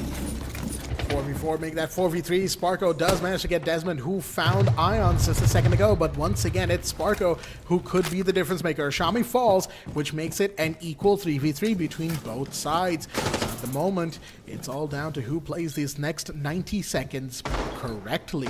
Although in Siege, of course, there's no one correct way to play everything. Things could always take a turn for the better or for the worse. Depends entirely on the individual battle. That being, of course, the players of each second. Right now, verticality can still be established because the Ram still has 2 more boogie drones, and that gives them time and space to get a couple of kills. Of course, Vincent with the Sledgehammer and even Cobra with the Super Short. A lot of soft reach on that team are the remaining team members of WontStopPeeking, which will force Blitzkrieg players to start hiding. That's the thing. They need to stay away from the soft ceilings. They need to stay alive. The longer they stay alive for, the more WontStopPeeking will start sweating, and the more they sweat, the more mistakes they will make. 40 seconds on the clock. Cobra now inching down the white stairs. You've got Noob holding down the pillars hallway from the top balcony on Cocktail, which means they have a lot of control on where a good part of second floor is. But wait a minute, let's drop the Sledgehammer. They now have entry potentially, but there's a Goyo that's going to hold them back for just a minute, along with the Aruni Sugia gate as well. Shots fired as Sparko's taking damage, but he's still alive, and he's going to try and peek from Museum into that Pillars hallway. Kings are out, shots are fired, Cobra's in, he's going to try and go for the plant, and this could be the thing that changes the round. Sparko from Pillars, he's done a bit of difference here. He's got the kill. Actually, Ven's got the kill on 2, and that's going to stop the plant right at the final moments of the clock. Beautifully done, as they just did not have the room, the attackers I will say, to stop that play. Yeah, and the verticality they had opened up earlier on, that's where WSP comes in clutch. Sorry, the side of Blitzkrieg comes in clutch. The top side, they actually went over there, used it instead, and then, you know, Spark was staying alive for so long at that pillar, causing quite a bit of nuisance, putting the side of the members of WSP in 2 sets of minds of what is happening to them. And then Ben just comes alive, gets the last 2 kills that he needs for himself, and the Sledge in frustration at the end, time's gone out, he's just hitting the table away with that Sledgehammer. Unfortunately for them, they could not, because of attackers need to locate early and pick up defuse one bombs. in that round. And this is it. We're talking about there's 4 opportunities for WSP to pull it out in regulation time. There's only just 1 left. 3 rounds in quick succession, going over to the side of Blitzkrieg. And now we are on that last side of 1F. Blitzkrieg, take this away. We're going to overtime. It's only for WSP to dash their dreams, take us to map 2 without going to that fast regulation time at this point. But it's not looking that good for them. They're kind of disarray towards the ending parts of rounds. They're opening up good space. It was technically a 3-3 at the last fight, but Sparko has been the thorn in their side. He just can't seem to remove. And that's kind of the big thing here, right? I keep mentioning it for good reason, folks. Sparko is a playmaker and has been since a long, long time. Now he's going 11-8 in the entire matchup so far. And mind you, he only really kind of picked up in the last, I would say, 4-ish rounds, right, in the second half. First half, he was a little bit on the quieter side. As he was, I guess he was still waking up at the end of the day, right? He has been playing for so long, right? In terms of esports, he's been around the block. So give the man a break. But, you know, jokes aside, I do like the fact that he's able to pull off these kinds of plays and give his team a lot of room to work with. And that is, of course, the Sparko we all know. Well, with all that said, of course, I'm reloading. We're now, at the moment, in round number 12, as I like to call it, the round of ones. 1 round for WontStopPeeking to finally secure their map point, I should say, and go 1-0, take us to map number 2, and get things going. 1 round as Vinci gets DBNO'd and killed by Ions on the other side. Oh boy, the other side of this round of 1 might actually end up happening as Ven takes a second, which will be, or potentially could be, the overtime 6-6. Sparko falls and oh, that is huge. Noob has taken a massive body at the moment, and as we have the grenades coming back, could potentially take that shield off the board. No, the magnets I think stopped it. Yes, they did, and that makes this white entry once again so much more difficult. Yeah, and the magnets being put by Ashami over there. Ashami coming in huge. We have a demo on the board if Iron Move AF wants to start going for these 100 kills. He has 3 people available to him. We were spectating. We could see he has 2 targets in the piece he can go for. This time he's knocking it down on white stair hallway. He's saying, no, you do not pass over here. You shall not pass at all. He's going to be coming out. Not quite sure what IronZero trying to do that. Maybe trying to do a bit of distraction play as he's walking forward. Maybe cutting out sound as well. Then going to pick up a kill onto Indigo from that side. They come forward. IronNoob AF gets the kill onto Shami, but IronZero gets the trade kill onto Buccaneer. Gets another kill onto IronNoob AF, and we are going to overtime, ladies and gentlemen. They have made the 1-5 deficit back to the 6-6 mark over here. Blitzkrieg pulling off that comeback in regulation, taking us to overtime, and WSP will be slightly kicking themselves in the back. They did not close out this map when they had the chance. Say it with me for those viewing. Ladies and gentlemen, are you ready to rumble? Overtime is in play. The first stream, the first match of the Elite Series, and the first overtime call out. Let's go, as it is 6-6 going in to round number 13. And boy howdy, I'll tell you what, this sets the tone as we move into the first round of overtime, which is Blitzkrieg on the defense as well. So they get to keep that momentum they've built for the last 4 rounds. And that is not that's not an understatement, folks. The last 4 rounds have been Blitzkrieg wins back to back. So they are certainly in tune with the defense side of Cafe right now. They're in tune with pretty much everything: communication, coordination, their placements, their roles. They know what they need to do, and that is exactly what they are locking in. On the other side, WontStopPeeking on the attack. They will certainly be feeling the pressure at the moment. They have tried so many things, so many different routes and avenues to maybe get a win, get something going. It just hasn't been the case. This time, once again, a little bit of a shakeup as we have the Nomad on Buccinator. We've seen this before, but Noob AF coming in with the Raora for a little bit of reconstruction and rerouting using those DOM panels. First time I think we're seeing Raora in this matchup, so this should be interesting to see how WontStopPeeking deploy an operator. Yeah, it's going to be interesting to see. And more importantly, you have to note that Blitzkrieg are going to be starting off the defense side. Like, even if you go to double overtime, it still technically will be their favor going into that, last round for themselves. So they have a good setup coming in. To the other hand, you have to think if the Raora comes in from Noob AF and see what kind of pressure they get. Ben's already taking quite a bit of beating. He was trying to maybe peek through the windows on the top side. Unfortunately, could not do much. Instead, he's looking for the hash to open up, maybe get a cheeky kill for himself. But this time, it's going to be looking like a bakery take coming in. Oh my god, look at Desmond. He's fearless. He's going to be walking in.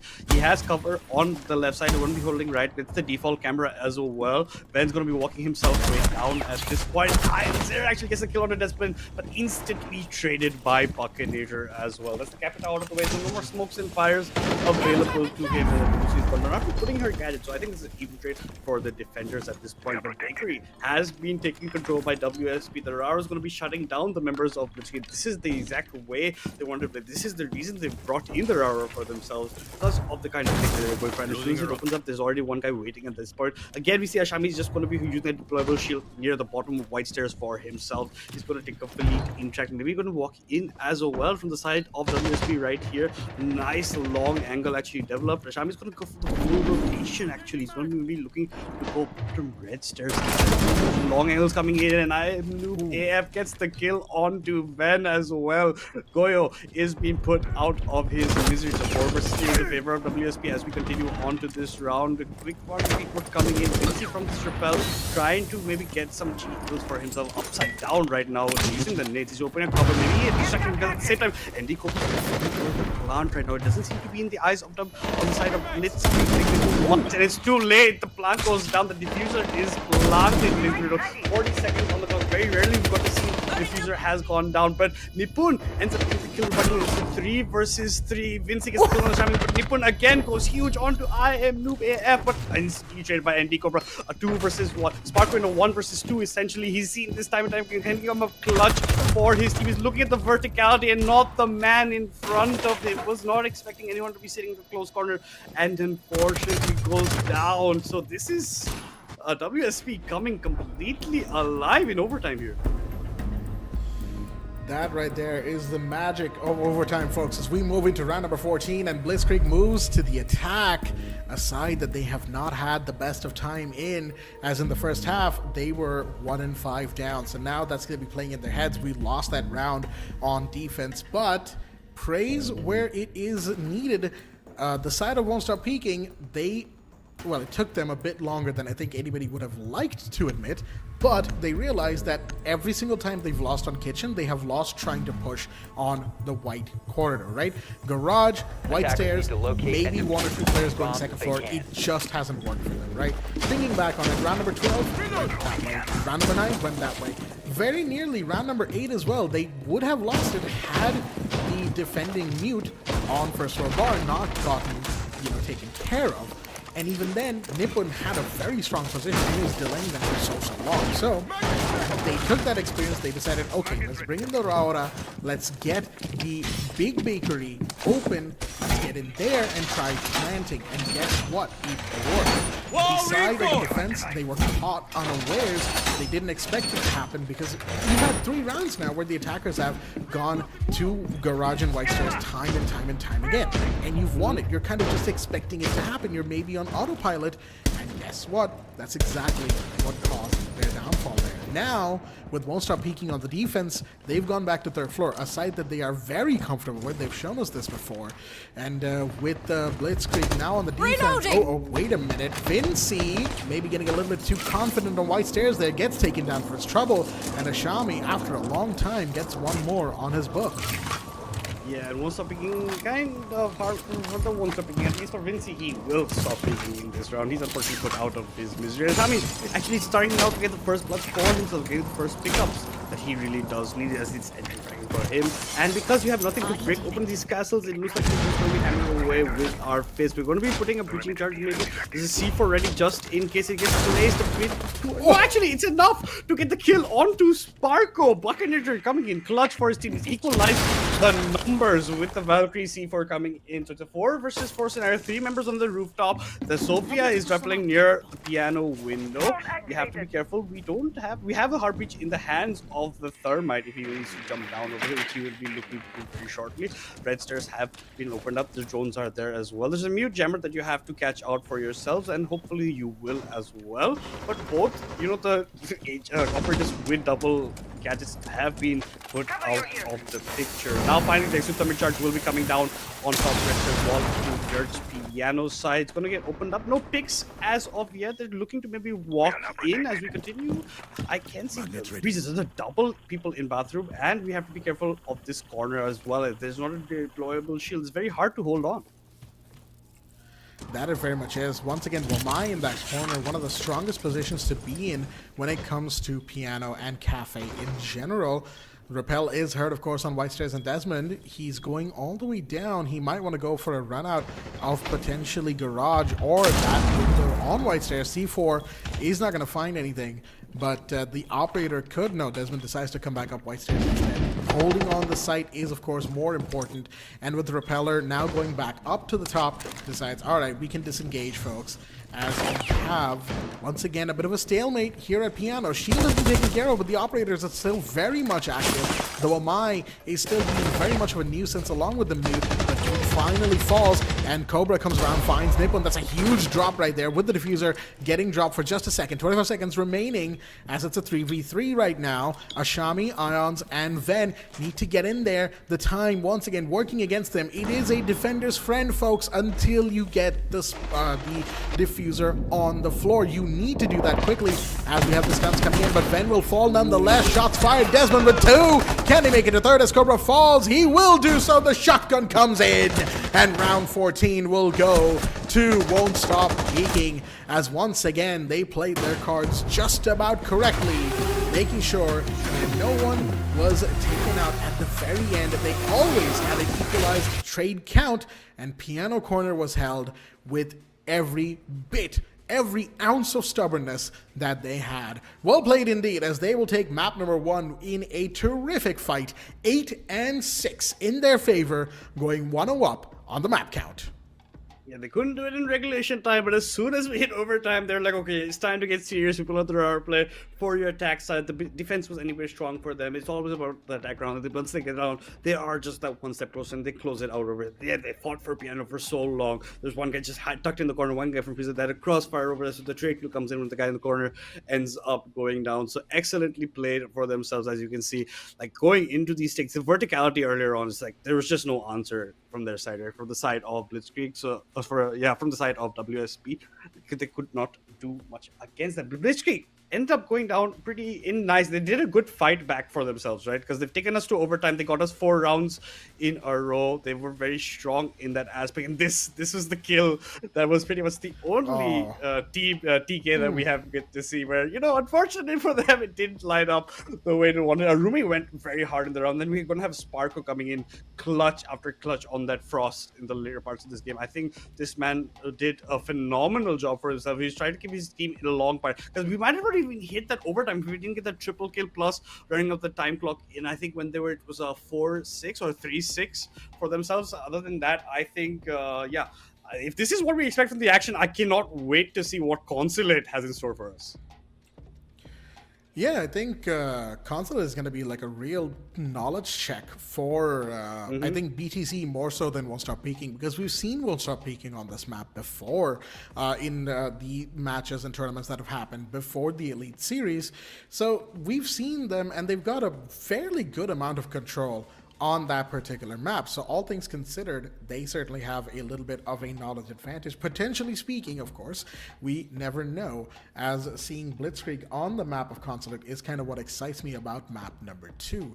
Of course, getting a little bit ahead of myself right there. Map number 1 on Cafe, all things considered, we saw a very good set from both teams. Honestly, Blitzkrieg could have potentially won it if they had kind of managed to fix their issues with time, right, in the attack side.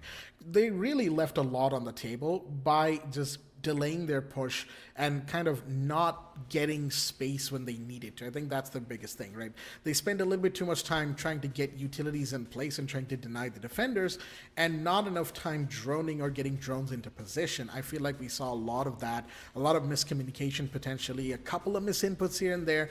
It does tend to happen, especially with the first on-stream game of a tournament this big. Yeah, I certainly see it. But with that said, of course, map number 1 has been taken care of, folks, and Cafe Dostoevsky has been won by WontStopPeeking. So given the fact that they've picked Consulate, I think Blitzkrieg certainly has a lot of pressure on them. And like I said before, this is going to be a knowledge check for BTZ. How much of Consulate do they know? Of course, with Sparko and the team, I'm expecting they already have a good amount of knowledge of it, but there's a difference between knowing a map kind of just in general and knowing it competitively, right? And that is where the main game comes in. Yeah, that is definitely knowing how to play it and then putting into practicality is completely different of the host. But if you can see the stats in front of you, Desmond's gone huge, 16 kills to 10 right over there. But look at the first kill mark. Ion Zera is the guy going to be leading that. 4 first kills, only giving up 2 of them. And the Shami was what I was talking about throughout the match. Is 1 and 3, right? He got 1, but giving up 3 like that is going to be tough. Vinci on the other side is almost on the same numbers, and Shami had maybe not the best of first games of it. Like you're saying, it could be a lot of pressure. It is a big stage to be playing on. It is the first map as well, so he went 4 and 12. That can be denied because later on, next game map, we can't wait to see what's going to be coming out from him in terms of constantly. He's a very aggressive player. I love that tendency in an R6 player that you go in, you do not care about how the fight's going on. You're trying to take your fights for yourself, but it comes in huge. But talking about the big man, there are Sparko.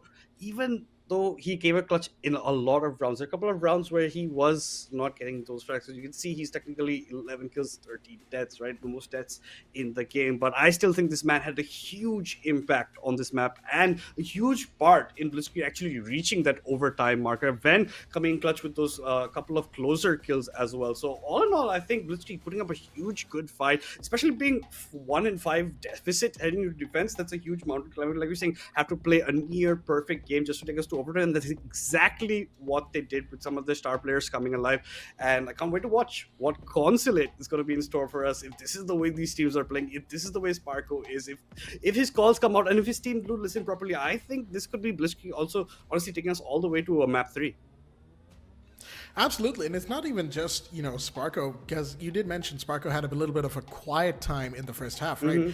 When the team was kind of struggling to get going. But in that moment, Ven and Ions really were popping off, and even in the second half, they supported Sparko all the way through, even with Nippon, right? Towards, I believe, the end of the second half, coming into his own. All things considered, almost the entire team of BTZ had a really good time, even if they did lose the first map. And of course, at the end of the day, the score will say that it was a first map for WontStopPeeking, and it was a 8-6 in their favor, but still, that doesn't quite tell you the minutiae of each round. And in this case, they had to win 5 rounds just to get to overtime. Not even to win, right? They needed to win 5 rounds to equalize. That was what it was at first, because they were 1-5 down. Then it became 2-6, and they needed to win 4 just to keep their hopes alive of winning the map that they had picked. So all things considered, even if, they did lose the round, BTZ can keep their heads high because they gave us a damn good show, and that's exactly what they will want to do in map number 2 of Consulate, as we will move into that one in just a short moment, folks. But I will say, kind of closing thoughts for Cafe in general. Really, it just comes down to BTZ kind of cleaning up their attack, getting a little bit more tighter, more efficient, and maybe rounding out the edges a little bit of their communication. And really, that's all they need. Just a couple moments of clear cut, hey, we need to do this, we need to do that, and execute on that as cleanly as possible. Adaptation is key, of course, and at the end of the day, you can't really plan for everything that happens in a round of Rainbow Six, but you can do a lot to help that. With that said, folks, we're going to be getting into map number 2 of Consulate in just a short moment. Before that, a quick break. Don't go anywhere.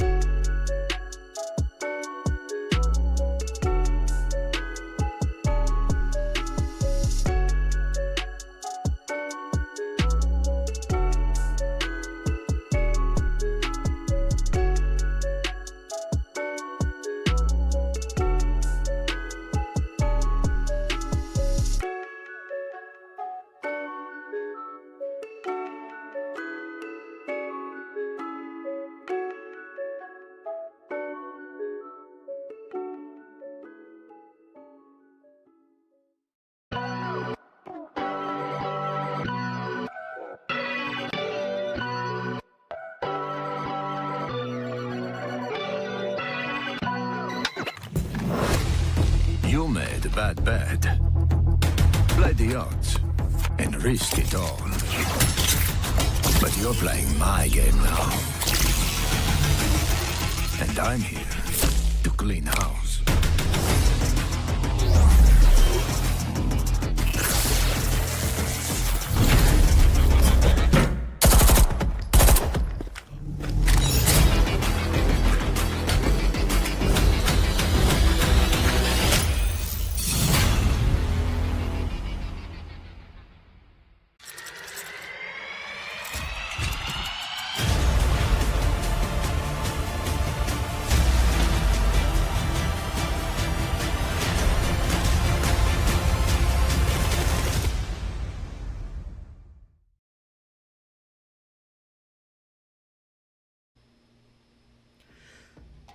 Alrighty then, ladies and gentlemen, welcome back once again to the South Asia Rainbow Six Siege Elite Series here at Fragnation in partnership with Ubisoft. I'm your host Blackjack, joined once again by my co-host Madness, as we are back for Qualifier 1 with Semifinal 1. WontStopPeeking taking on Blitzkrieg. We just finished map number 1. It was 8-6 in favor of WontStopPeeking, and we'll be going into map number 2, Consulate, in just a minute. Madness, what do you think? What are we expecting out of this second map?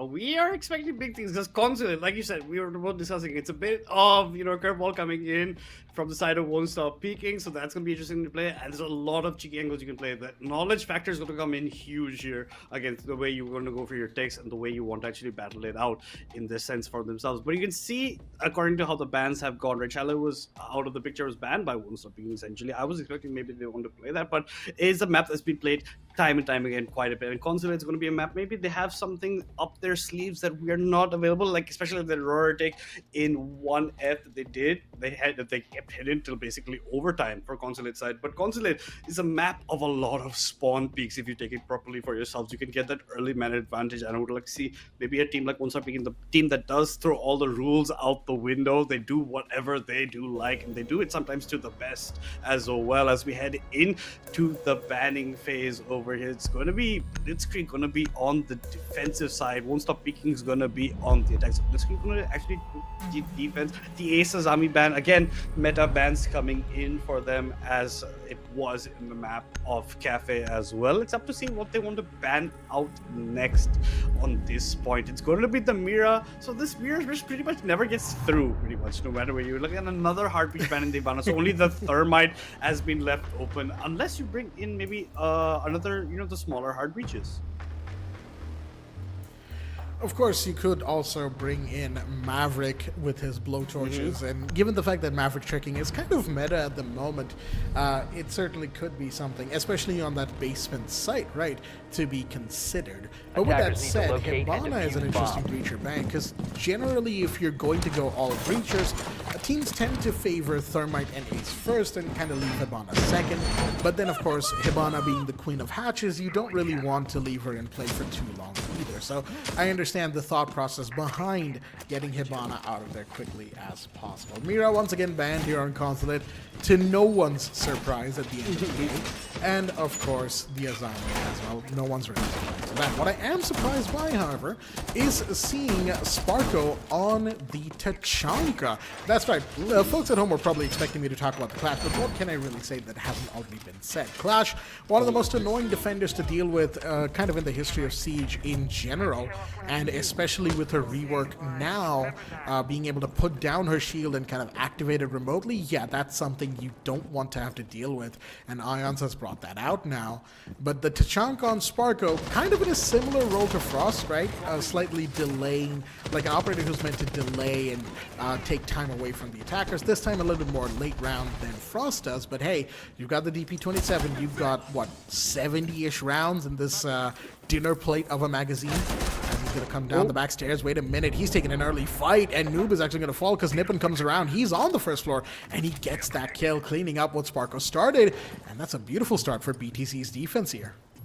Yeah, and that's exactly what the game plan was coming in. He's going to come distract with the jungle, maybe not lose too much HP, but no, Nippun's been left alone on 1F. Buccaneers going to be claiming that kill. He does lose quite a bit of his HP for the trade, but it has at least balanced out the man numbers right now. It's 4 versus 4. Sparko's low on HP, but Buccaneers low as well. Let's see what kind of take they're going to be going for. Like you talked about the clash, it's a very annoying option, especially after that rework coming in into CJX. It's a lot that can be played around with, and now that at least Sparko's still alive to throw these flames in on the later point instead, and then you can already hear that the Junka throwing it out. I'm just protecting the area, and the Heartbeat just opened up the walls here, and maybe even the entry point. That's why they brought in Vinci. He's going to be having the Heartbeat plus the AP. He's going to do everything by himself to try and open up these walls. They're going to take on the slower side. 1 minute 25 seconds left on the clock. The Clash is going to get all the information he needs. He's going to walk in closer.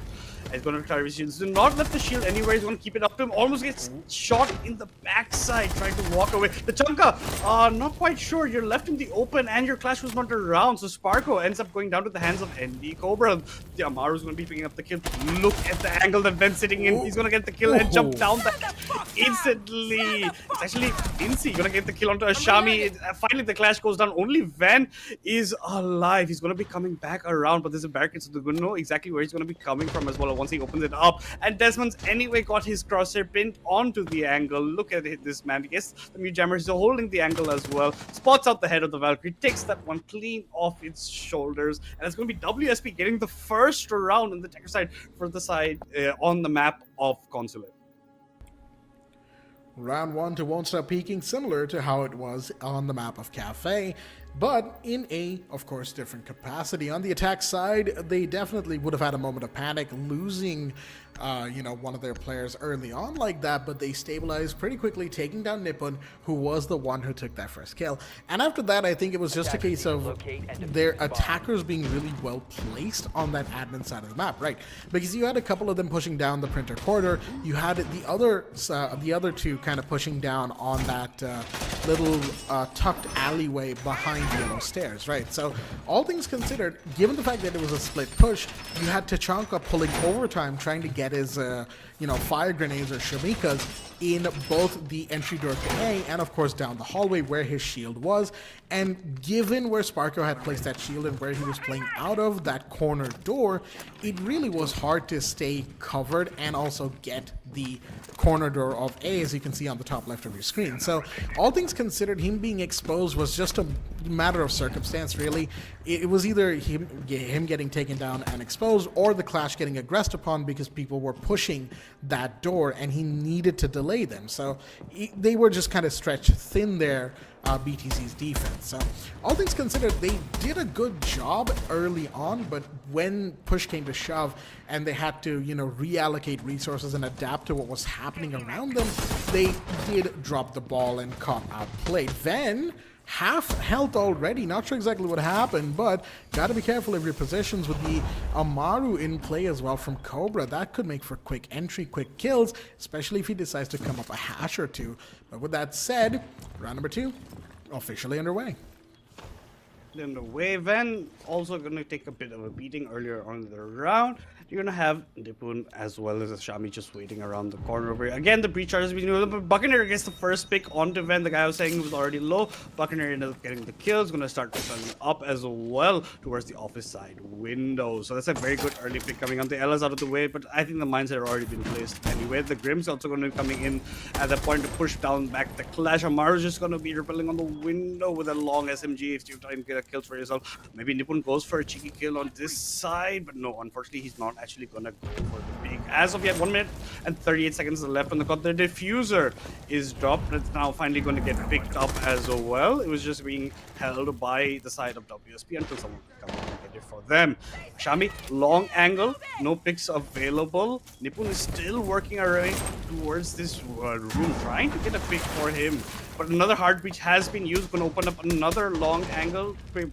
Qualifier is coming in. Buccaneer actually gets the kill onto Iron Zero. On the other side, the Clash is out, and Nipun finally gets the trade on Buccaneer, who's being a bit harmful to his team. Desmond gets knocked, gets finished by Nipun as well. So a double kill coming in for the Mute. He used the shotgun to actually finish that off. And the Clash shield, before he went down, had placed it there. So that's a very good deployable shield, which you can see through as well. Very complete. A 3 versus 3 left in the round. Nipun's still in the corner. They're trying to clear him out. The Grim Charge is also there. They're trying to rush him, but that's a shotgun Mute. And it's not the kind of smoke you want in your face. Nipun gets the kill. Sparko gets the other. Nipun actually gets a quadra the way it was looking for himself. He was partially blind, gets back up, gets another from this side. So the Mute going ham in around a quadra kill coming in for Nipun. Once again, it's that one player who you just aren't able to deal with in that round, and this time it was Nipun. He was actually the first one to go down in round number 1. This time he said, alright, you know what? Y'all took me as an entry frag last round. I'm going to bite back hard. And that is exactly what he did. Well played to that operator right there. And with that said, that's going to equalize the round count early on as well. 1-1 to both sides, as BTC will move on to Basement Garage in their third round. Of course, this is the final round before the final ban for this first half. And I think, you know, Blitzkrieg are kind of expecting the Clash to get banned. I certainly would, given the fact that Clash, especially with that shield in the last round, turned out to be one of the key differences, right? The key points that allowed them to win. Nipun playing behind the Clash shield was the big thing, right? Irons had put it down.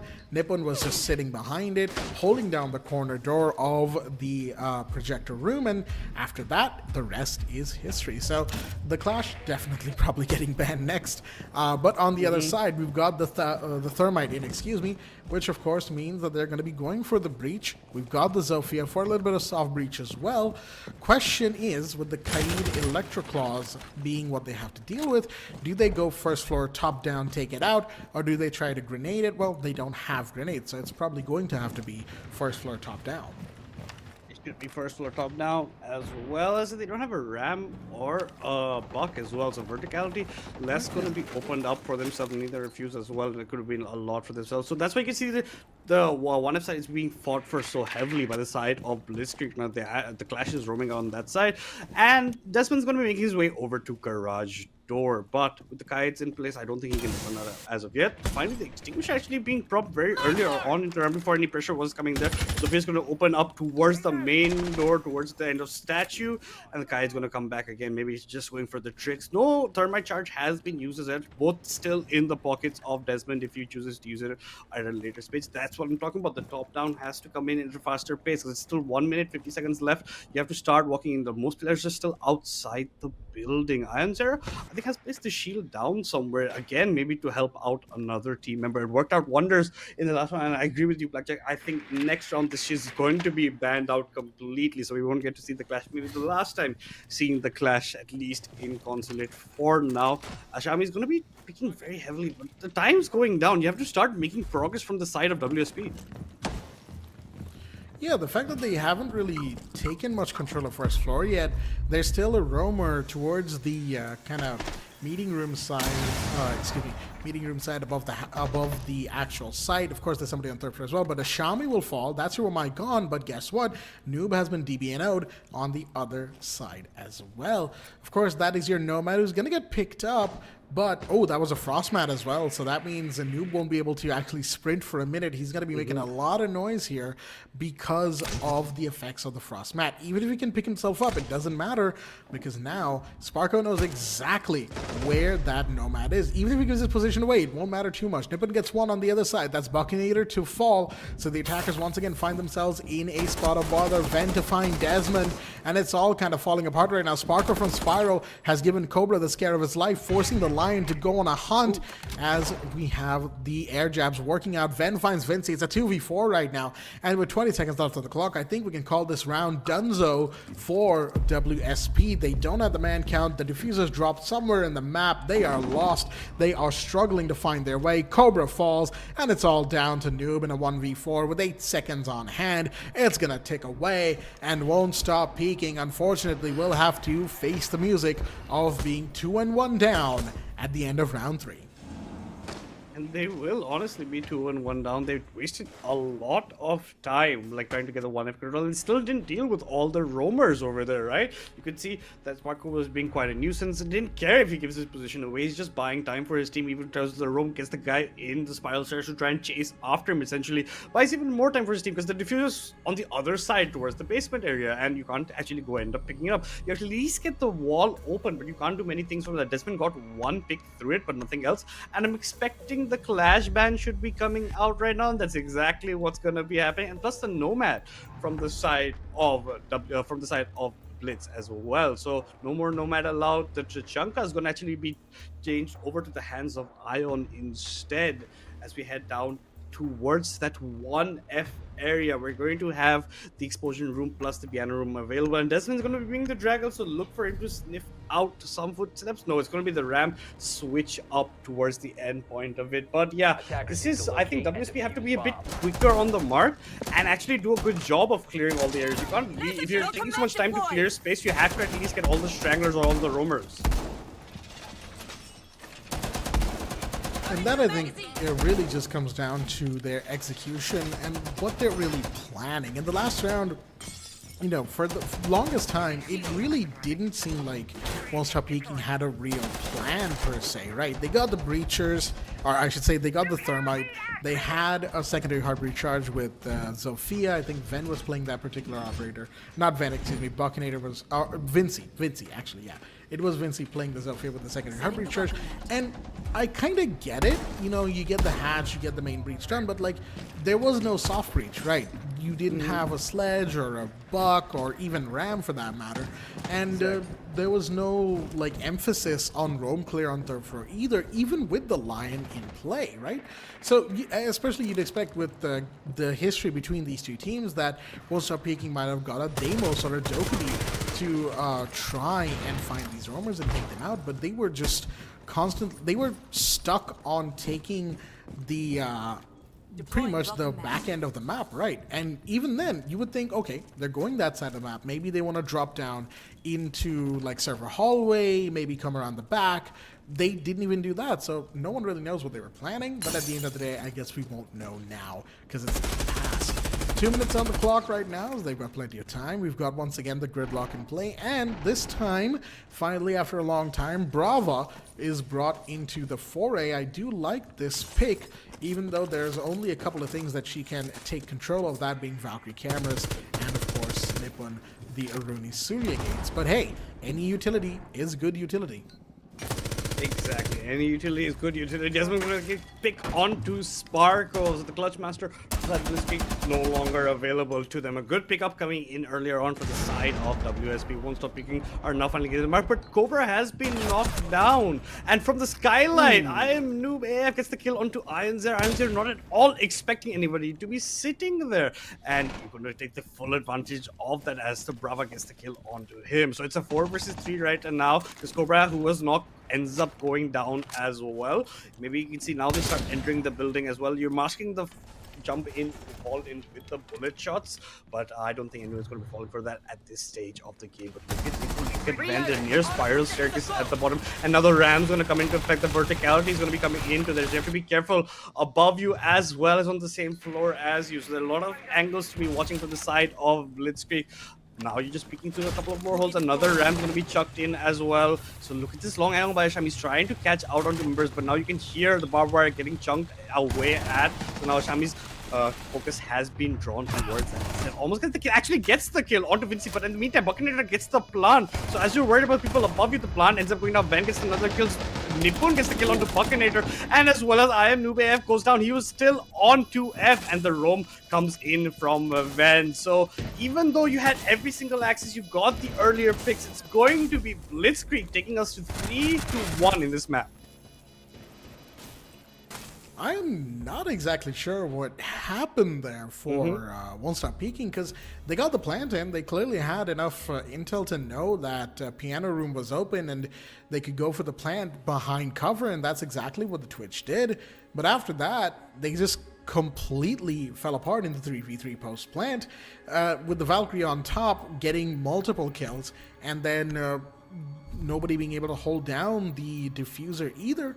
So it really, I'm not exactly sure, right?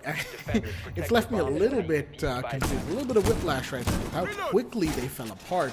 But, you know, maybe it could have just been a case of poor positioning, or it could have just been a case of getting outplayed. That does tend to happen a lot on Consulate, where you're not expecting a certain push in a certain situation, and that's exactly what happens. You know, now that I think about it, Consulate is really the epitome of what we like to call siege timing, right? You're holding down the angle for so long, you hold it down for like 30 seconds, and the moment you look away, the moment you move, that's when immediately you get shot from that angle you're watching. Consulate has a lot of those, right? Like looking at Projector Room, you've got like 4 corners to watch out for, not counting deployable shields or site reconstruction. Admin into printer is like 5 different rooms, right? With like multiple doorways going in and out of each. So there's a lot of wiggle room for defenders and attackers, depending on who's in control, to play with, and that leads to a lot of tense moments where you're thinking, oh, you're going to come out that door, but they come out the other door, and then, you know, things been taken here and there, and suddenly Bob's your uncle, right? So right now, BTZ, what they'll be most happy for is that they're 3-1 up. Consulate here on the defense is hard to hold, but also in some cases better than being on attack, and that's what they're counting on, as this first half has certainly given them a lot of.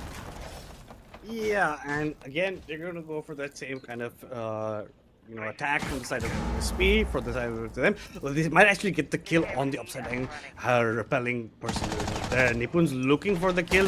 Now will choose to strike, gets the kill onto Vinci. Vinci not expecting someone to be so close up. It wasn't drawn out at all. There's a mute jammer anywhere at the bottom, and Nipun will take his opportunity to strike. Had not done it the last 2 times that was opened up, so absolutely not expected by Vinci that someone's actually be going for this kind of a play. The Wama is going to take effect. You have the Ash Breach charge coming in as well. Jump down comes in from the side of Desmond, holding the angle, waiting for someone to peek, but here comes the Tachanka, here comes the flames, making it hard to even see your opponent. Here comes the peek as well. I don't think they spotted down the prone Desmond. Otherwise, there might have been a pre-fire onto that angle. He's still going to be getting up. Barricades coming in from Sparko as he's going to be leaving that area. And now, still prone is Desmond. He's still looking for another peek. Here comes the flames. It's just not going to reach him, though. So, he's going to be pretty fine at this point. The Tachanka still has around 12 more to throw away. So, a lot of time can be bought. He's just going to be loading his gun. Sparko gets the kill onto IAM Noob AF at that angle. Desmond is still alive. He's still prone. And finally, his patience pays dues. He gets the kill onto Ben, but he's running through the flames into a Fenrir. He doesn't have any sight available to him. Ends up going down. Nashami gets the kill onto Buckinator. All that's left is MD Cobra in his fight against 4 other members. This is a very tough hill battle in any situation, especially right now. He's being pushed from everywhere. He doesn't actually have anywhere to go. He has to only maybe go back to the stairs, try and get a reposition, but there's only 35 seconds left on the clock. He's finally choosing to walk in, trying to bait some bullets to find some angles for himself. Looking back towards the bottom of the yellow stairs instead, trying for pre-fires. Nothing seems to connect for him. Nothing seems to be going his way, and the peak will be coming in from that staircase. But Andy Cobra answers, but Ashami gets the counter kill over there. 2 angles to watch. One angle you manage, the other angle is where you're going to get picked off from. So unfortunately for WSP, they end up losing another round, and BTZ is going to take us to that score total of 4. 4-1 up going into round number 6. Certainly a much better showing from BTZ in this first half of Consulate compared to where they were in Cafe in a similar time, as they are at the moment very much in the driver's seat. They've given us a lot to kind of chew on in these last 3 rounds, and certainly, you know, I did call Consulate a knowledge check for BTZ. Well, it's more so a case, I guess, now a knowledge check for WontStopPeeking, because they have pretty much been, well, I don't want to say it just yet, but they've been countered in almost every single way, given the fact that we've now had an entire lap of the map of Consulate, right? Starting from round number 2, it's been Blitzkrieg time and time again to take the rounds, to take the wins, and so far they look almost unstoppable. And I say almost because there have been moments of life from WontStopPeeking. That last round, once again, it was just, I guess, a lack of confidence now is what we're seeing from WontStopPeeking, at least to a certain extent. With the way they've been moving around on the map, especially in that last round, it really showed that they didn't know what to expect. And with WontStopPeeking, the moment they kind of stop expecting things, or the moment they kind of are put in that position of not knowing what to expect, is when they kind of falter, as has been seen historically with them. Now, the site is Garage on the bottom floor, of course, and this time I like the op selection a lot more from them. They've got the RAM, of course, for that verticality, for the soft breach, but they've also got the fuse with the hard breach charges, but more importantly, fuse with the cluster charges. And those cluster charges, boy howdy, they have been a menace in recent siege times. So the fact that fuse is once again in play certainly warms my fuse main heart to see. Yes, Fuse, annoying operator to deal with as well if you don't catch him out earlier on, but the roams is where this can function. But Buccaneer, early kill onto Sparkle. This is the second time he's been the first pick off as well. So unfortunately for Sparkle, can't be doing much at this point. He's getting picked off, and this is the second. I think Buccaneer is the guy who got him last time as well. And now you can hear the Ram going to come in, the breach, the small hard breach charge being used to open up the hatch as well. Vinci gets the pick onto Van, so that's the Kai down as well. And now once this gets opened up, the wall, there's nothing to stop it. Here comes the cluster charges from above. So a lot of mayhem running down. Desmond gets the kick onto Iron Zero. So WSP working at a much faster rate than they did in previous rounds. They're looking to secure a second round for themselves before they swap sides. Only Nipun and Ashami left open. And that's going to be a Nipun getting spotted out, but not much damage coming in. It's going to be the metal barracks between that actually stopped the quakes coming in onto Nipun. But now the walls have been opened up. Everywhere is chaos. There's not many places Shami and Nipun can actually feel safe. But Nipun actually gets the kill onto Andy Cobra. Picks the kill, trying to go for Radiation, gets caught off in between. Almost shot his own teammate in the quick flick towards the Shami, but the Shami ends up going down before that. Nipun gets another kill onto Desmond in a 1 versus 3 double kill. He's going to take an ace from him to actually end up closing the round for himself. But now with the bomb going here, the diffuser should be going down by I am Noob AF, and Nipun's position should be known. The swing comes in, a lot of damage going on to Vinci, but this secures where the position of the Rumi is. There's not many places you can go. He's still holding just that angle. Finally, the diffuser has been planted. 43 seconds on the clock for Nipun to work with. Nipun gets another triple kill for him. He needs 2 more. He needs that ace to close out the round, plus have enough time to get that diffuser off that ground for himself. These are good post-plant situations. One is above, one is outside the garage, and Nipun does not know where anybody is. Maybe he has an inkling someone's playing the vertical. He's checking through the American barricades on the top. Here comes a flashbang just to delay some time, essentially, and actually allows Buccaneer to pick up the kill from Nipun above. A valiant effort from Nipun to try and salvage this round, but at the end of the day, it is not enough. Once again, WontStopPeeking going for that role change, and once again, it works out in their favor. We saw it happen on Cafe on the first floor kitchen site, where they moved things around, brought in a Raora on overtime round 13, and it helped them win that attack round after losing multiple attack rounds on that particular part of the map. This time, Garage, they lost it once. They decided, okay, we didn't have soft breach, we didn't have the fuse, let's bring them in, let's change things around, and that's exactly what they needed to do, as it turns out, because now they have a second round to their name. 2-4 down on Consulate is still a little bit of a bad position to be in, all things considered, but it's not the worst. As we move into the second half, WontStopPeeking now will be on the defense, and similar to the first half, it is a breacher emphasis on the breachers on the band side. Ace and Thermite for the attackers. It was Ace and Heban in the first half, so really the philosophy behind it remains the same. Deny the breach, keep a hold of a majority of the map. On the defensive side, I mean, we've talked about them before. There's really not much else to be said. Mira and Azami are banned, and we move now into round number 7. This is the half switch up that we have been open for. Maybe now WSP can get a resurrection of their form, because they have at least a map to the name. If they end up going down, we go to map 3. But Blitzkrieg have been on rampage. Just that last round was something that they could not deal with, and this is what we exactly expected maybe WSP should do in the earlier take of the basement side. Bring in that verticality, bring in a fuel, bring in a ram, and it goes all chaos for the side of Blitzkrieg. They don't know exactly which direction to look out for, and you can see a glass has been brought in for Blitzkrieg. They're going to be playing the long range angle. It's going to be Iron Zera piloting that operator. In terms of defense. Buccaneer bringing out the newer operator as well. So we get some spice coming in from his side. I'm expecting maybe Andy Cobra to start going for roams as well. We're going to try and get as much of the 2F side as you can, but it looks like the glass is going to get switched up. We're going to have the fuse brought in. A Thatcher is there as well for good measure. You have the Buck for your verticality. You have a Hibana as your hard breach, and Ven to spot out any gadgets that they have to deal with. I love this Denari pick from Buckinator right here. As of course, you know, Hibana, Fuse, Thatcher, this is going to be expected for the Consulate map, as these are, well, when you don't have Thermite, when you don't have Ace, you do kind of have to bring in Hibana, or you go for the Maverick trick with the Soft Breacher to help you, but it is what it is. They've gone this route. But coming back to that Denari from Buckinator, I am very interested to see what the trip connector setup is going to be. You've also got a Rooney to really, excuse me, really double down on that laser style of defense, right? And all things considered, Denari, I would say, I've said this to, you know, between friends and stuff, but I certainly feel like he's one of the more creative operators in Siege history.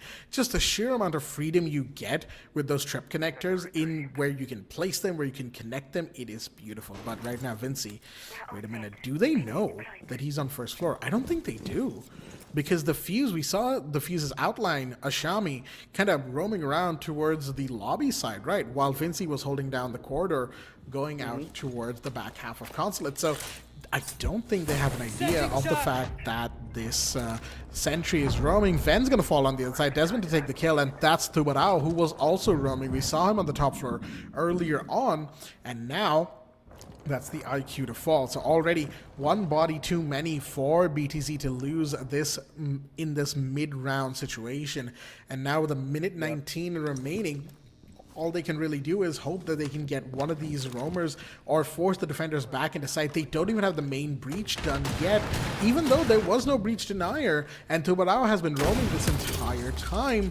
But better late than never. With the breach coming in, 60 seconds on hand, BTC, they still have time to make this work. Yeah, but they don't know there was a breach now because the EMPs will still use. Sparkle gets the kill onto Vinci in pretty much anime fashion, jumps down as well, is taking that space for himself. Finally, the garage door wall has been breached. 46 seconds left on the clock about how you want to be playing out this round. The room charges there, plus you have Buccaneer gadgets as available. But we're not walking in. It is a walkable breach as well. You can crouch through it at that point. But we have even more Hibana charges if you want to end up using it. And then you can see cluster charges are starting to come in from Ashami. Now maybe the walkthrough should be coming in from the side of Blitzkrieg. They're still worried about people above them. Oh, the spot of the legs. Desmond not aware of that angle. Ashami gets the kill. Oh, what was the kill onto Buccaneer? But instantly answered by Andy Cobra. The drop downs are starting to come in over there. Andy Cobra actually saw him drop down, but he was crouching, reload, couldn't do much, and he gets the kill onto Sparko, who's not aware of someone in the angle. And you can see Ashami is down. Only Ironzer is left alive. Ironzer doesn't have the time. He doesn't have much to himself.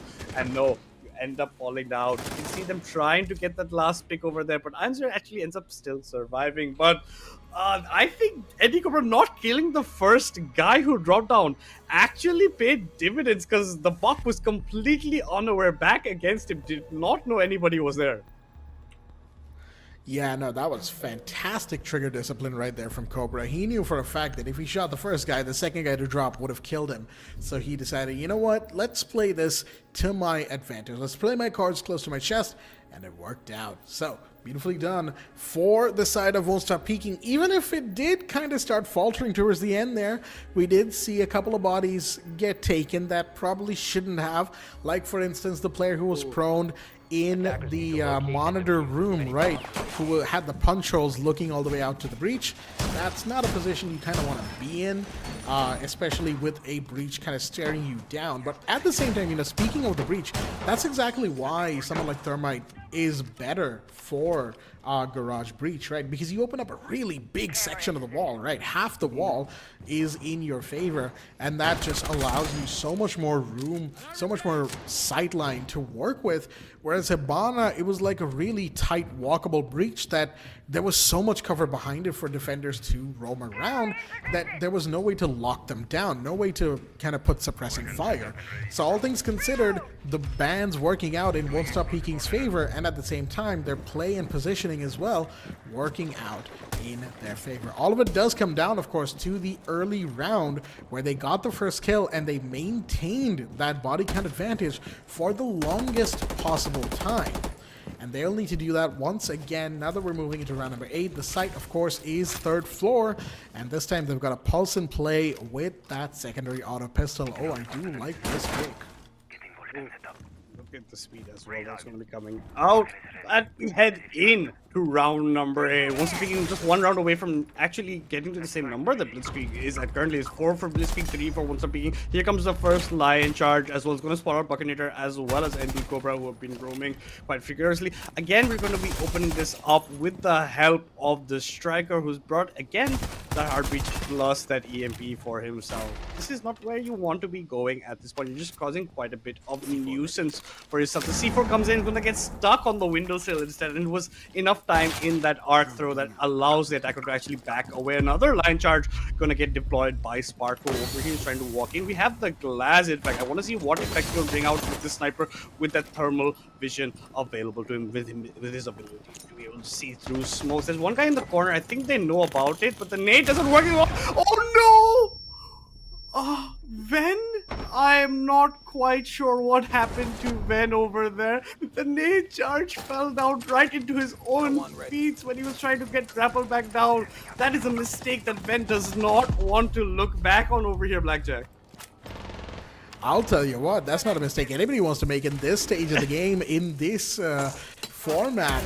Oh dear me, Ven, and that's a Blackbeard as well. Beautiful shot by Desmond to get one. Wait a minute, Irons comes around, finds Buckinator on the other side, but Sparko fell the line, taken out by, I believe, the 2-hour as well. So Desmond really popping off right about now, as he will, I believe, make his way back safely. And Yellow Quarter once again being held by an SMG-11 wielding I'm Noob AF. Desmond and Cobra taking a ton of damage at the moment, but Ions will be the one to fall. Vinci cleans up with the triple kill, and it's all down to Nippon, who gets one, but it's a 1v3 even after that. He basically needs to clean up house in a 1v4 clutch, and with the pulse below him giving away his position, he can't really get much out of that. There you go. He's going to try and vault in that breach. He's going to get shot for his trouble. And that, folks, is going to be another round to WontStopPeeking. Beautifully played right there, especially with that Tubarao holding down admin. Not only to the best of his ability, but he was thriving in there. Nobody really was able to shut him down, and ultimately I think Ven is going to be kicking himself, because not only was it a self-destruct via grenade, he was also playing the Blackbeard, one of the strongest attackers in the game at the moment, with that shield and that faceplate, right? Blackbeard, one of the more annoying operators in Siege history, but at the same time, this rework has made him so much more powerful, so much harder to deal with, excuse me, and that just makes that self-destruction all that more embarrassing. It does. Like you're saying, one of the operators you don't want to, especially that to happen to. And he kind of panicked because the grenade fell down and he also repelled down as well. As he repels up, he's not going to feel that much burn. But I think he thought it was just going to be stuck on the windowsill. But unfortunately, let's move past that, because I hope so Ven does want to as well. But we're equalizing in terms of rounds. It's 4-4 in terms of rounds between both these sides. WSP will be looking for more rounds to their name right now. They finally started to gain some momentum. 2 rounds in a row for them in the defense side half. It looks like Nippon has left the game. This is maybe a rehost looking to be happening over here. This might just be the pause that we are looking for. And yeah, we're just going to buy time. But let's just wait and watch what else happens, because this is already looking spicy, because Consulate, it looks like Blitzkrieg were very strong, like defensive-wise, right? But I think WSP could have got more rounds if the way they went for their basement take would have been the same way they did it like the second time. Like the first time they did, I think there would have been another round for themselves the way they played it. Yeah, absolutely. I think it's also a case of Consulate being somewhat defender-sided, all things considered, right? Because we've certainly seen a very good argument for it so far, right? Because looking at the round differential between sides, not between the two teams, but more so between attackers versus defenders, we've had, doing a quick count here, 1, 2, 3, 4, 5, 6 rounds won by the defenders. out of the 9 rounds played so far, right?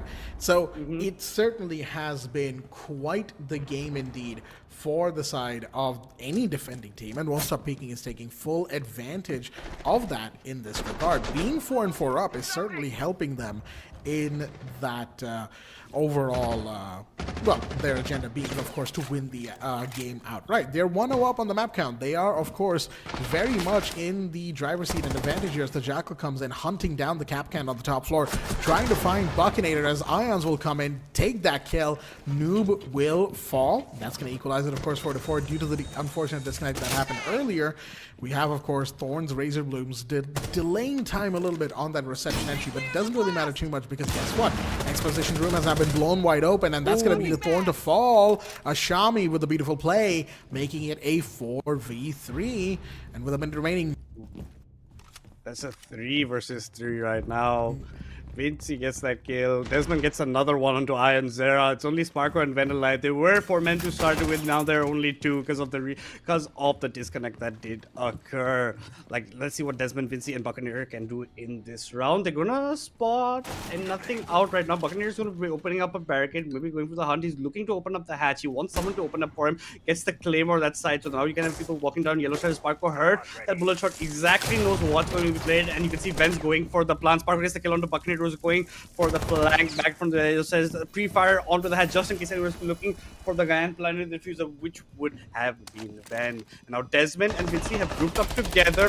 Ben gets the first kill. Ben gets the next one as well. So this is looking like, even though they started 4v5, Blitzkrieg will be taking the round for themselves, and a kind of a statement round coming out from them. Yeah, absolutely. Beautifully played from the side of BTC, despite the advantage of, due to, of course, factors out of their control. And now, there we go. We have ourselves the timer being paused. And all things considered, they certainly should be proud of themselves. They have not only denied WontStopPeeking getting a advantage for themselves, but of course, they've taken the advantage back as well. So, all things considered, well played to them. And now, of course, we're just going to have to wait for a little bit, get everything back in order, folks. Don't you worry. The bans and all that will be happening. The game will resume.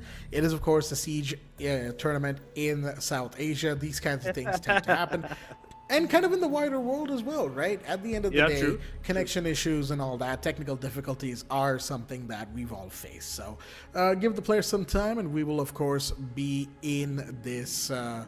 into this matchup nice and quickly as well, hopefully so to speak. But at the end of the day, that gives us more time to talk about what we've seen so far. 5-4 in the favor of Blitzkrieg, as Consulate has certainly been quite the showing for them, and we'll talk about that more in just a hot moment, folks. We'll have to wait for just a moment to get the technicals back in order, and we'll be taking a quick break. Until then, stay tuned.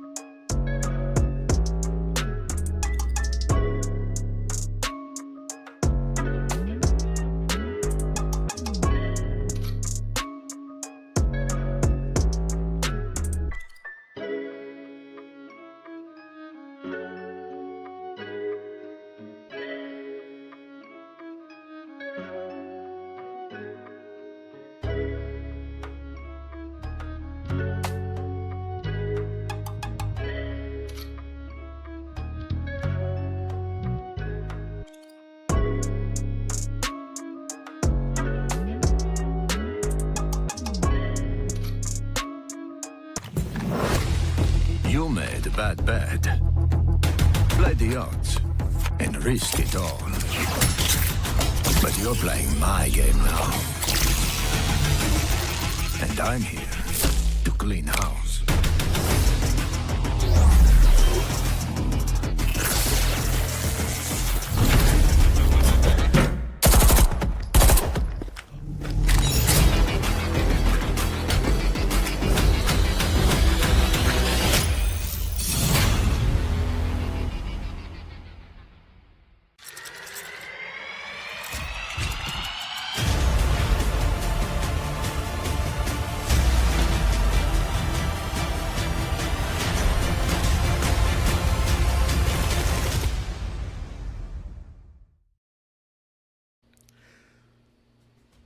Alrighty then, ladies and gentlemen, welcome back once again to the South Asia Elite Community Series for Rainbow Six Siege X here at Fragnation in association and partnership with Ubisoft.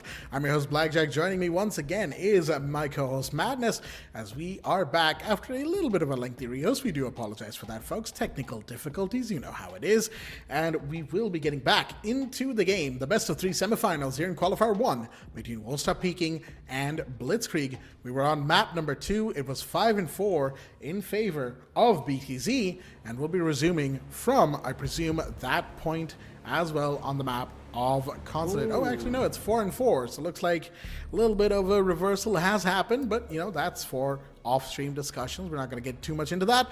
4-4 is going to be the round count going into round number 9, and we are going to get right back into Is this 4 versus 5? It seems we don't have a member from the side of Blitz. Not quite sure. Something must have happened behind the scenes. We'll get to know that in a later date. But it looks like the last round that was played where Blitz won at base, technically a 4v5. It has been rolled back. The time's been rolled back. That round has been rolled back. So that again have to be starting off the round in a 4v5 kind of angle as we head into this. Right, guys, this is technically series map for the side of WontStopPeeking if they end up winning this, because they did win the map of Cafe, and this is their own map pick essentially, because they Blitzkrieg lost their own map pick on that side. But taking a look at operators coming into this round, it's very important to choose your operator, especially at the attacker side here, because you are 4v5. You have one less operator to actually be dishing out. So it looks like we might have the Sledge pick up. Sparko's going to be going for the Jackal. We have the IQ coming in for Ashami, and then Ven's going to be running that traditional Ash. Talking about Buccaneer is bringing in the Capcan, and Desmond's going to be the guy actually going to be on the Valkyrie. So kind of switch up in roles. Usually we are used to seeing Buccaneer going on to the Valkyrie. A quick entry coming in with the Sledge. Already they're in the basement from the side of Blitzkrieg, and there's a forward charge. I don't know if WSP know that they are in the building right now. Iron Zero quickly gets the kill onto Vinci, who has the pulse, very rightfully so, was already in that basement area. Was got completely unaware, couldn't even dish out a single bit of HP damage to anybody. So as soon as it started, that 45 advantage has become a 4v4.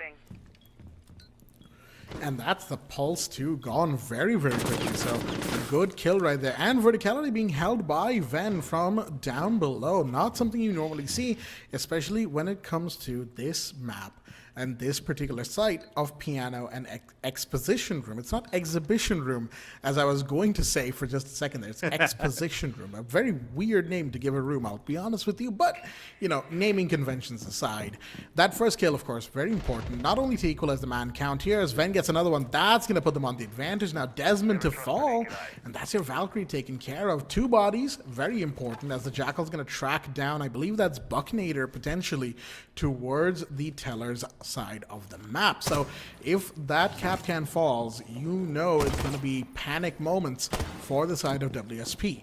They are trying to hold out, kind of play a little bit more defensively, a little bit more passively, I should say, as they need to conserve bodies for the remaining time here, as 75 seconds remain on the clock, as the 3v4 is festering. Grenades out, shots fired. Beautifully done to find I'm Noob AF. Yeah, and there's a nice coordination coming in with his own grenade actually to pick up the kill. He knew that guy was locked in the corner over there. The Musi, not many places good. Now it's a 4 versus 2 in favor of Blitzkrieg.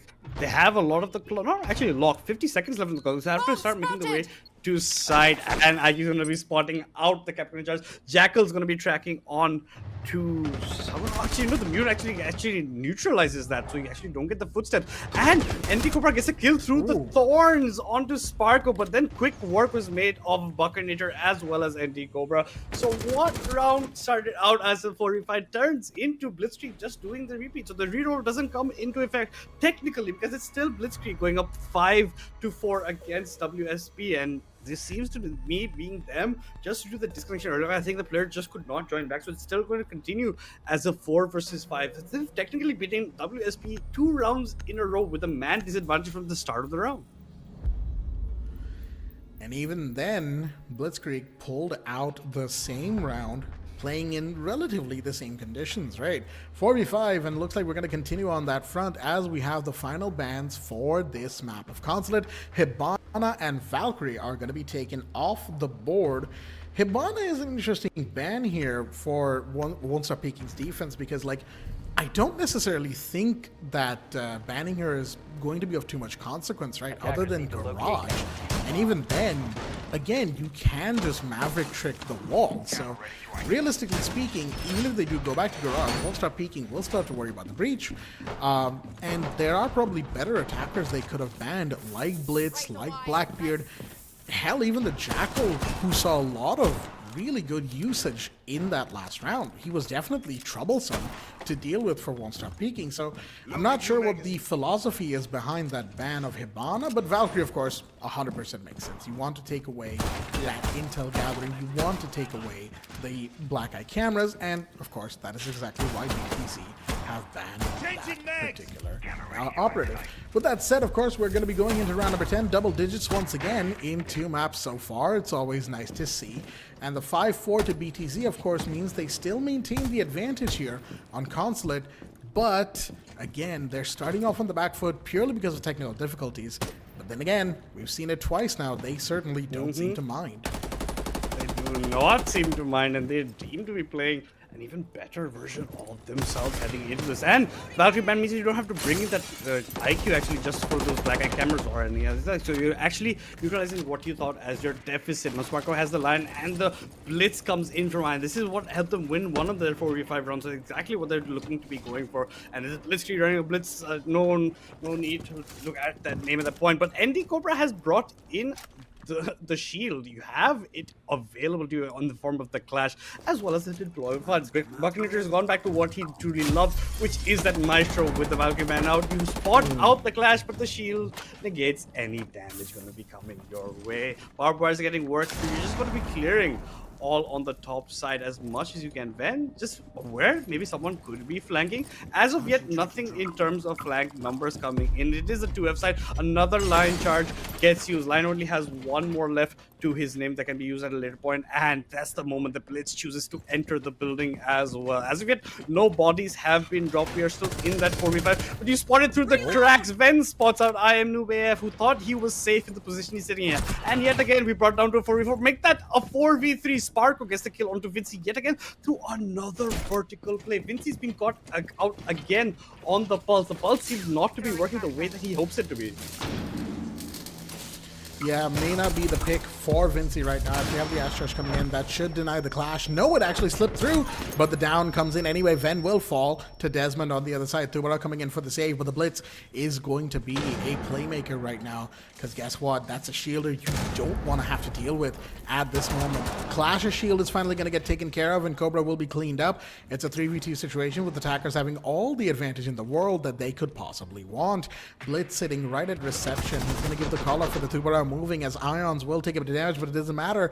Gets the kill onto Desmond nonetheless, and it's Buckinator, the last one standing in a lone 1v3. 35 seconds on the clock against him as well right now, because of course the man can advantage, but he gets a beautiful first kill.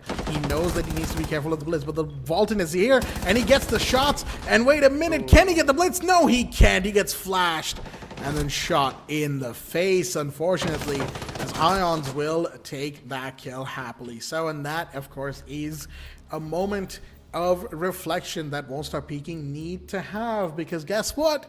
You banned Hibana, you didn't ban Blitz, and that is exactly why you should have, because BTC have shown they like playing Blitz, they like playing the shielders.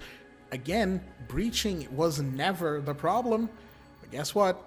WontStopPeeking thought that way, and they will now face the consequences for it. Map point to BTZ with the potential to take us to map 3. Maybe, maybe not. Let's find out. Yeah, whereas BTZ have sort of everything, it's going to be a basement take, but it's not going to be that. They're going back to F from the side of WSP. This is going to be yet again on the pulse. Hopefully, third time is the charm for him. 2 rounds in a row, he's not had that much of impact as he would hope for. And mind you, this is BTZ playing with only 4 members, and they're taking us to match point. 2 rounds in a row they have obtained, and if they get another round, we're going right to that map 3, right? So that's a huge point, and it's going to be Clubhouse. Clubhouse is hard to play. 45, maybe more time will be available to them to get their 5th member back. Other setups going to be coming. I think we're going to have switches coming out for the Iron's going to be going yet again back to the Blitz now that they've realized it's going to be a 2F side. They're going to be bringing this pretty much the same operators they brought the previous round. So rinse and repeat, at least in their books about what can go down. Here comes the Blitz. He has been the menace for them. It looked like Buckinator might have pulled off that 1 versus 3, gets the 2 kills, gets flashed again, and instantly goes to the pistol whips him in the face, gets that kill for him. So it is something you have to deal with. You have to prevent this Blitz from getting close to sides. So you have to go for those early ropes. You at least have to have more traps, and that's exactly what you brought in with the Legion in the hands of IM Noob AF. Definitely playing a much more slow down composition here, right? With the Melusi, with the Goyo, with the Legion, you've got multiple things that can slow down these attackers and force them to waste time. That's exactly what we're seeing here. You've even got, technically speaking, even the Surya Gates are for that reason, but you don't want to take risks like that. Desmond with that peek nearly got his head taken off, as Ashami would have happily done so with the striker here. Grenades out, that's going to take away the deployable camera as well. Good use of utility here from the attacker. Sparko taking a bit of damage as he peeks the bathroom window, same as last time. But of course, this time there's no clash to stop him from staying there. But he's not going to anyway, because he took that bullet to maybe the arm, and he's like, okay, you know what? Probably not the best situation to be in, probably not the best place to peek for me. Yellow Stairs, Ven has taken control of it pretty much with the barbed wire going away, but once again, these Banshees are going to be what makes the difference from the last round. Slow it down. That's what WontStopPeeking is trying to do. Slow things down and try to dictate the pace of the round. You have 4 operators with slowing down agency available to you, so that's exactly what they have been looking for. Until now, the one's between 1 minute, 14 seconds left on the clock. Ironzer has made his way into the building yet again to the same window he did last time. Has not been spotted on. Andy's going to be tucked behind the vending machine over here in case he comes up to the place. Sparko's going to be entering the building inside of administration office for himself. The 1 line charge has been dispersed. No one gets caught out over here. Oh, but the ping's going to be coming in. The pre-fire is there, but it's not enough. Desmond, quicker on the trigger, gets the kill onto Ven instead. So the 4 numbers that Blitzkrieg started the round with have been reduced to just 3 right now. Ironzier's at the window looking for maybe a pick, but here comes the nade on the vending machine. He actually tanks it, just barely staying alive from ND Cobra. So he's going to be sitting for that side. Ironzier is going to come in from this way, gets the kill up anyway, makes it up 3 versus 4. He's looking to make more headway, but this is where the slowdown comes in. The Rumi gates are there, the Goyos are available, so will be the Melusi. But you have a down on Desmond. You have Sparko picking up the kill onto Buccanators. Only actually 2 men alive. Ashami gets the kill as well on that side. Noob AF also goes down. Only Vincey's left standing, and he can't win the single gunfight against Ashami. Ashami is going to actually end up winning that one up. It was technically a 1 versus 1, and that's going to be the side of Blitzkrieg, technically from the last 3 rounds in a 4 versus 5, taking us all the way to the decider Clubhouse map 3. All right then, playing the 4v5 and Blitzkrieg pulling out the win on top of that. Well played to them, actually. No, that is like mad hats off to them, because they definitely had to pull up a lot more than they normally would have had to, right? They're playing in a handicapped position, and guess what? They managed to win.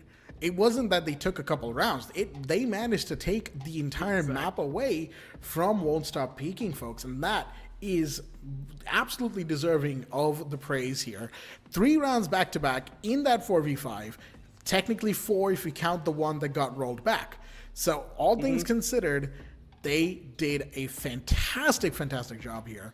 And that last round, I do have to say, though, WontStopPeeking, it really felt like they just completely fell apart or gave up, or I don't know what happened, because they were 5v3 up. They had all the advantage in the world, and yeah, a couple of bodies would have gone down with the way that the Lion and the Blitz were pushing, sure, but then a couple of Lion scans, a couple of pings, and then suddenly everybody falls by the wayside was what it felt like for these defenders here.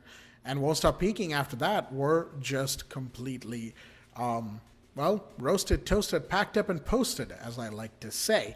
Now, with that said, of course, it's not over, because since it's a 1-to-1 map count here, folks, we are going to be going into map number 3, the Decider map. And boy, howdy, I'll tell you what, it is going to be quite the game indeed, because Decider map is Clubhouse, and that will be quite the map, because everybody's played Clubhouse. Everybody knows Clubhouse like the back of their hand at this point. That map used to be Oregon, which used to get played like 5 times a day, but now it's Clubhouse, the oldest map in this rotation. And I gotta say, I'm looking forward to it. But with that said, kind of closing thoughts on the map of Consulate.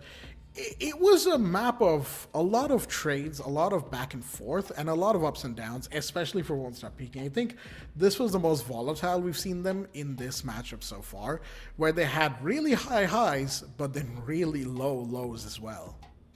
I think that's the best way to define it, like high highs and low lows. Especially in a 4v5, you're not being able to close out the rounds for yourself. You have the man advantage early on. Even the last round that they played, made it a 5 versus 3. They still couldn't do much over it. That Andy Cobra's sitting in that vending machine angle. He's going to tag that grenade. He ends up going down. So you're pretty much losing a man for free at that point, because you're going to get crunched, and there's no answer from the opposite side as well. So honestly, WontStopPeeking have to improve in certain kinds of things over here in terms of your kind of micro transactions, over how you actually want to end up playing out maps, because Consulate was not it. Technically a map reversal of both sides, because Blitzkrieg won the map of WontStopPeeking won the map of Blitzkrieg, and we're going to go to Clubhouse at the end of the day. I think they're also going to be kicking themselves that they didn't ban the Blitz and they chose the Valkyrie instead.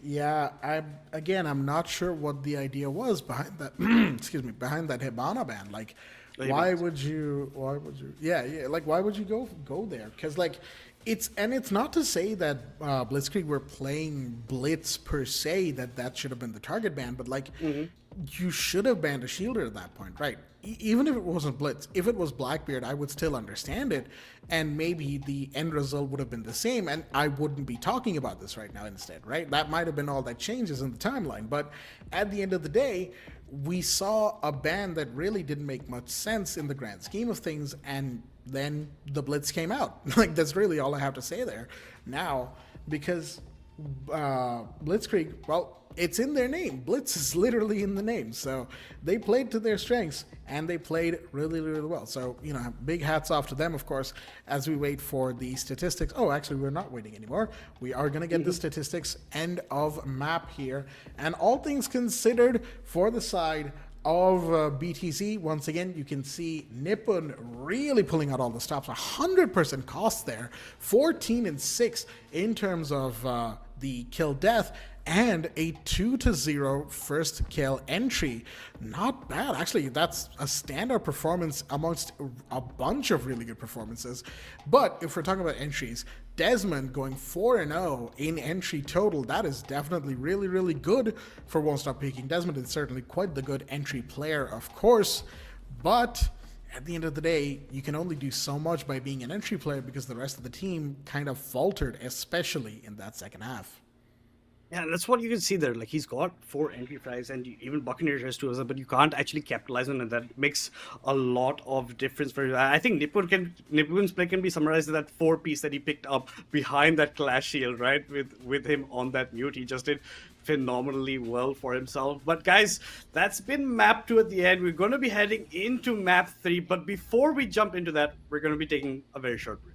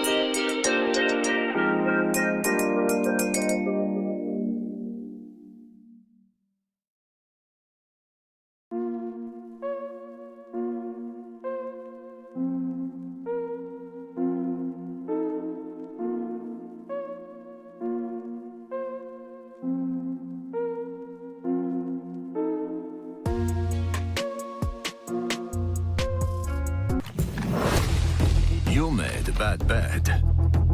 Play the odds and risk it all. But you're playing my game now. And I'm here to clean house.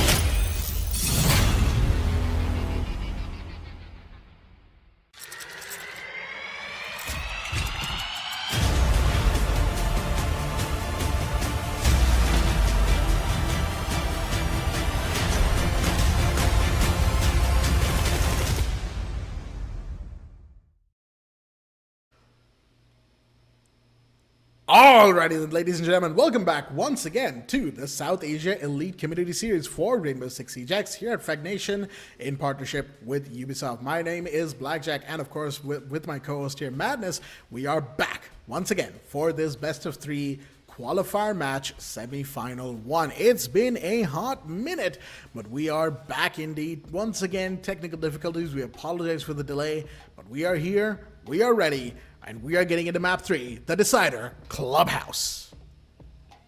Clubhouse indeed, and like you said, this is a tried and tested map played by a lot, one of the oldest maps in the book, so people will have to get creative if they want to catch their opponents off guard whatsoever. But as you can see, we have everybody here in the lineup, but we do have a substitution. Looks like Mojo has come in instead of Andy Cobra, so there's going to be a substitution for the side of WSP.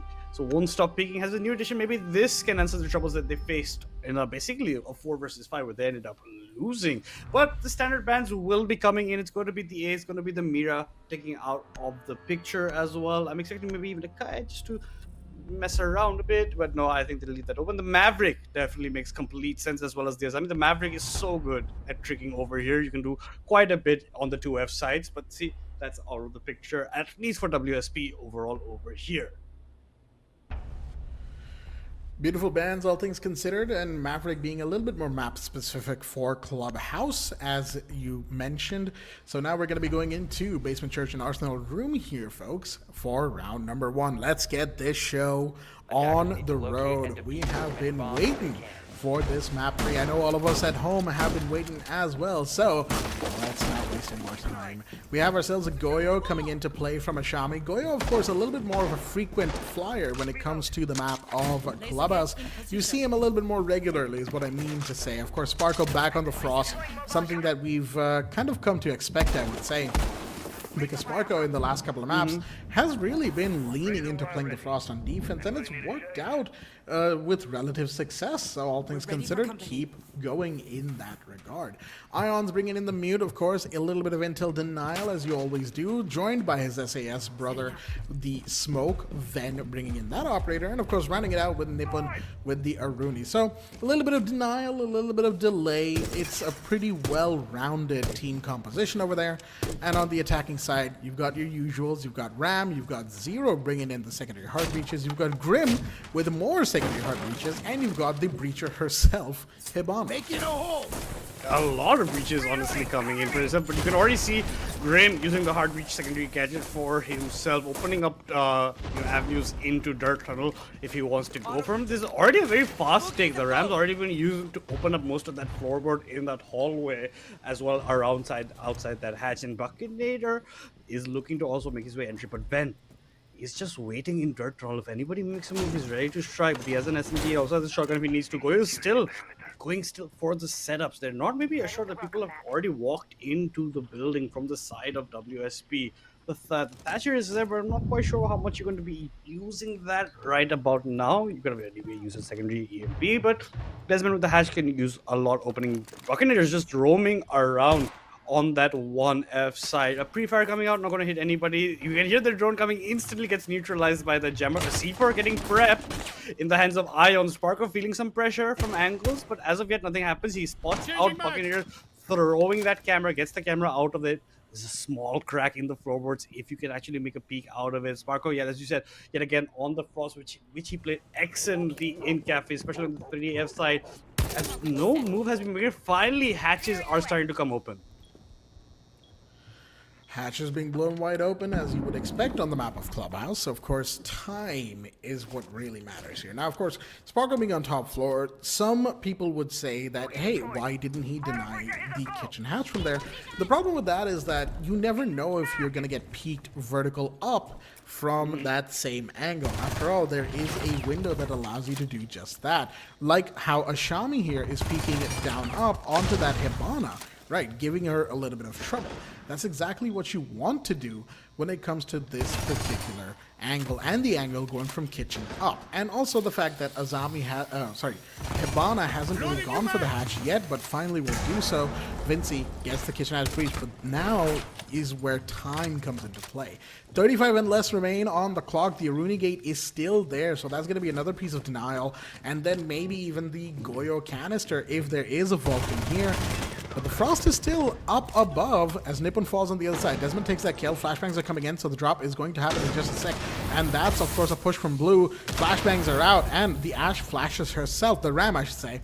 Then there goes Noob on the other side. Wait a minute, Buckinator fell just a minute ago as well. 3v4 situation with the attackers in a bit of a tizzy here. Drop is caught. Vinci to fall, and there goes Mojo. There goes Desmond, as BTZ on the defense will comfortably take round one. Very comfortably. Time was ticked away. There's only a few entry points you can make them from the hatch. Everybody falls pretty much into a death trap over there. It took the Hibana so long to even open up the hatch, because like we were talking about, Ashami was just playing a bit of cat and mouse to that peak hole on the ground towards that window. So it's a lot hard in terms of how you want to go for it, but that's going to be your basement getting locked down as your first side. One round in the books of Blitzkrieg already in map number 3 of the semi-final 1, and looks like we're going up 2F to gym and bedroom for the second side over here. And good comps coming in. You have the castle, you have the frost, you have nothing actually to deny the breach outside. You're gonna have maybe a ridge jammer with the castle with this deployable shield as well. You have a lot of avenues to fight it through in this bathroom side as well. From the side of the WSP, they are lining it up with hard breaches. You got the Hibana, you got the Thermite. Maybe changes will be made if they know that it's a different site, and Thatcher is still available as well. This is the first time we're seeing it becoming pretty much consistency inside of WSP to bring out that operator. It is interesting to note about that Thatcher consistently being brought in, right? Because Thatcher was also available in both of the other maps that we played, like Consulate and Cafe. He was never really banned, it was just they never had the room to bring Thatcher, and this is true for both teams, actually. I don't recall BTZ bringing out Thatcher once either, maybe for a round or two, but it would have been inconsequential as it's not in my memory at the moment. But whether or not Thatcher was played before, he certainly is being played now. And that is what we kind of will be seeing, as on the map of Clubhouse, Thatcher is a little bit more of a mainstay, especially with the number of breachable walls that exist on the top floor of this map. You've got the single wall in construction, you've got the jacuzzi wall by bedroom hallway, you've of course got the CCTV wall, you've got the wall in garage. Like, there's like a billion walls, and every now and again you need an EMP, like a proper EMP, not the secondary impact EMPs, to get that breach done. So all things considered, good thinking from WontStopPeeking's attack to get that back. But, you know, we've talked enough about Thatcher. Let's talk about the fact that Ven just went down. That's your Melusi off the board early on as well, as that is one big body to take at the minute 50 mark. Minute 50 mark is taken away. Now you're opening up breaches outside as well. The main door has been opened into CCTV at this point. You're going to be walking in here as that Mojo doesn't get it, but it's Buckinator gets the kill onto Sparko instead. It's a 5 versus 3 for WSP as they work down the time. They still have a lot on the clock, 1 minute 30 seconds to make this approach. Even this breach outside as well, outside gym, wall, is a huge amount of things about how much time can be taken. You have to watch so many angles if you are the defenders right now. Shami's in two minds about where exactly he has to look. They're thinking maybe someone stuck behind the bomb chest, but it's not. Buckinator gets the kill onto Irons. That's a castle out of the equation. Only Nippon and Ashami left alive. Make that only Ashami as Nippon falls down to the hands of Buckinator, who's on a triple kill in this round. It's just that lone Wamai who's left alone. Here comes the flames as well to deny the Wamai with the corner out. They know he's at the 90 angle. Desmond catches Ashami on his retreat, and that's going to be a very clean round coming in for the attackers. I do like this kind of back and forth in the early rounds that we see from BTZ and WSP, right? Both of them in the map so far have been 1-1 tied in round 3, and that kind of shows that both of them tend to take the first rounds, like the first 2 rounds, to really just download their opponents, right? To understand what the initial strategies are, what their push style is like, what their defensive style is like, and then kind of go from there. And that's what we're seeing here once again, with both teams taking 1 round off each other, going into round number 3. So essentially, this could kind of be seen as the true start of this map, right? Because now they both know what to expect, and now they know, like, now they have an idea of how to counter. Thinking of how Ven is bringing in the Fenrir, right, with the FNAT now. We didn't have FNATs before this, or Fenrir, I should say, and for good reason. They didn't think they'd need it, but now they feel like they do. And of course, those FNATs, we've seen them be hyper effective. Fenrir is actually one of those defenders who gets banned fairly frequently these days. So the fact that he's in play is certainly something that WontStopPeeking will have to take into account. And speaking of roles that have changed, Nippon now on the mute, as on the other side, Ions has decided to bring in the Ella with, of course, the Scorpion SMG. Ever so deadly, of course, the Scorpion has seen better days. We all remember its heyday, right? High damage, high fire rate, with that massive magazine capacity. 1 mag was almost enough to take down an entire attacking squad. Ooh, that was the day of terror. But with that said, round 3, we've got the double breacher comp from WontStopPeeking once again. Double breacher comp yet again. The Thatcher also still into effect. They've opened up the server wall in a fairly quick fashion, but it is the other side that they have to worry about right now for themselves. The gym and bedroom, where the actual sites are, where the A and B bomb sites are located. You're going to be droning in to Crash TV. You're not going to be spotting out anybody. You're walking up the stairways as well.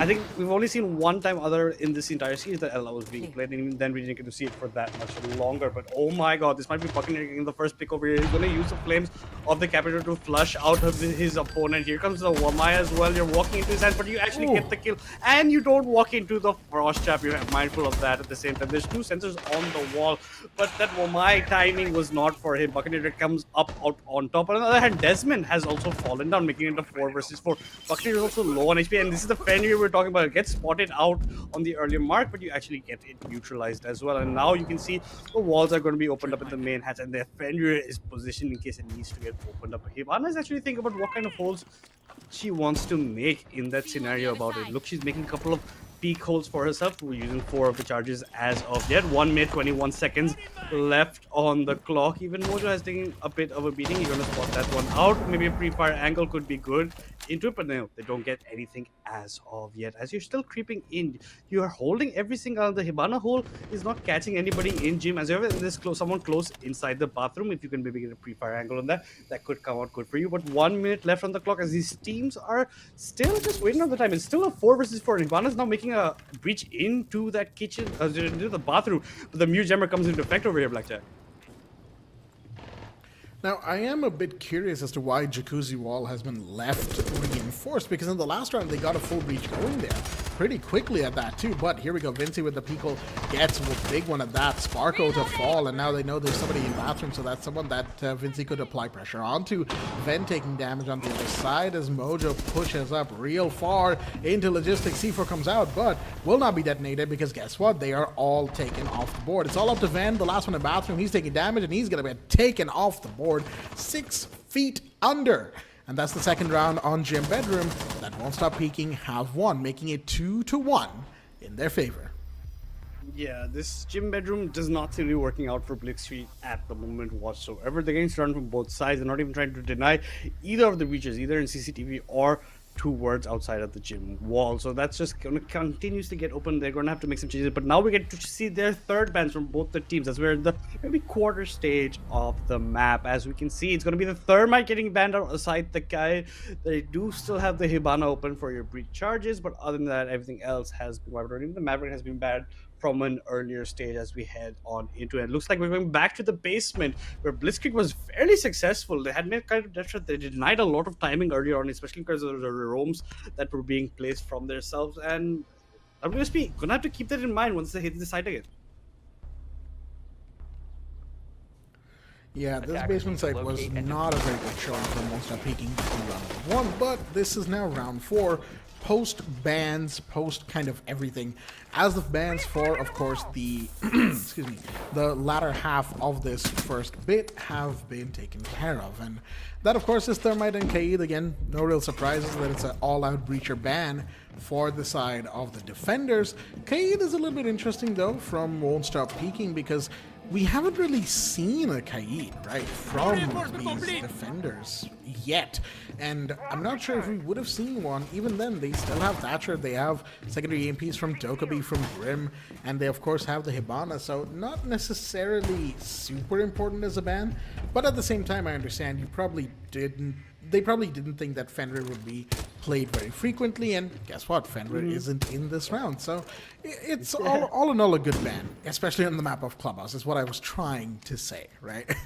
But with all that said, of course, I'm interested in that Finka pick from Desmond, of course. Finka, very good operator, not as good as she maybe used to be, especially during the days of the LMG meta, but still a terror to behold because she can outright heal her her allies over time. Of course, back a few patches ago, Finka mostly just gave bonus health that would fade over time, right? But that's no longer the case. She is a proper healer, which is good for her and good for the team. But the question is the Finka worth bringing in place of a Ram, which is what they're missing here? I guess we'll just have to wait and find out. And yet again, the dirt tunnels are going to be opened up. Yet again, Striker is going to be doing his job. The Scopos comes in for Van, so maybe cross map play coming from him maybe later on. You're going to open yet again the same kind of holes underneath hatches in case you want to go for peaks. But Hibana's actually working on a faster note this time. The hatch up top of blue is going to be opened up at a fairly faster rate. Here comes the finger charge that we were talking about. Maybe at the speed of moving in, you're going to be meeting players over there. Mojo gets the kill onto Ian Zera, who was maybe on the catwalk. Unfortunately, could not get any trades whatsoever. So it's 5 versus 4 in favor of WSP. Oh, nice shot through the wall by Desmond. Somebody check this man's PC because that was a beautiful wall bang coming in onto Sparko, and Sparko I think is also going to be left, scratching his head. What just went wrong with him on that side? But Dirt, you're making some advancements. Shami's trying to fire back, firing off basically warning shots at this point, preventing Mojo from walking in. But there's a camera that if you don't get out of the way, Mojo's going to know exactly where you are at all times. And if you back slightly behind Dirt, you're going to get caught out. But into blue comes... Oh, Buckinator goes down to the hands of Nipun. Nipun was ready for it. He's trying to get the second man who's also channeling him. Here comes the flashback. He's completely flashed. And finally, Nipun goes down to I am Noob AF. And from on top of the hatch, you can have people already waiting. It's a 4 versus 2 in favor of WSP. Only Shami and Ben left alone. Flashbangs galore coming in to maybe try and catch some damage. Ben's trying to pre-fire every single angle that he can find. But Shami's catching people down on the way our way. And you can see already at this point, Desmond walked into a frost trap. So he's going to be bleeding, not being able to sprint as well. It's a 2 versus 3. The plant's going down, but this cover fire, Ashami couldn't get the pick. Ben actually gets the other person. I am Nubev gets the diffuser planter as well.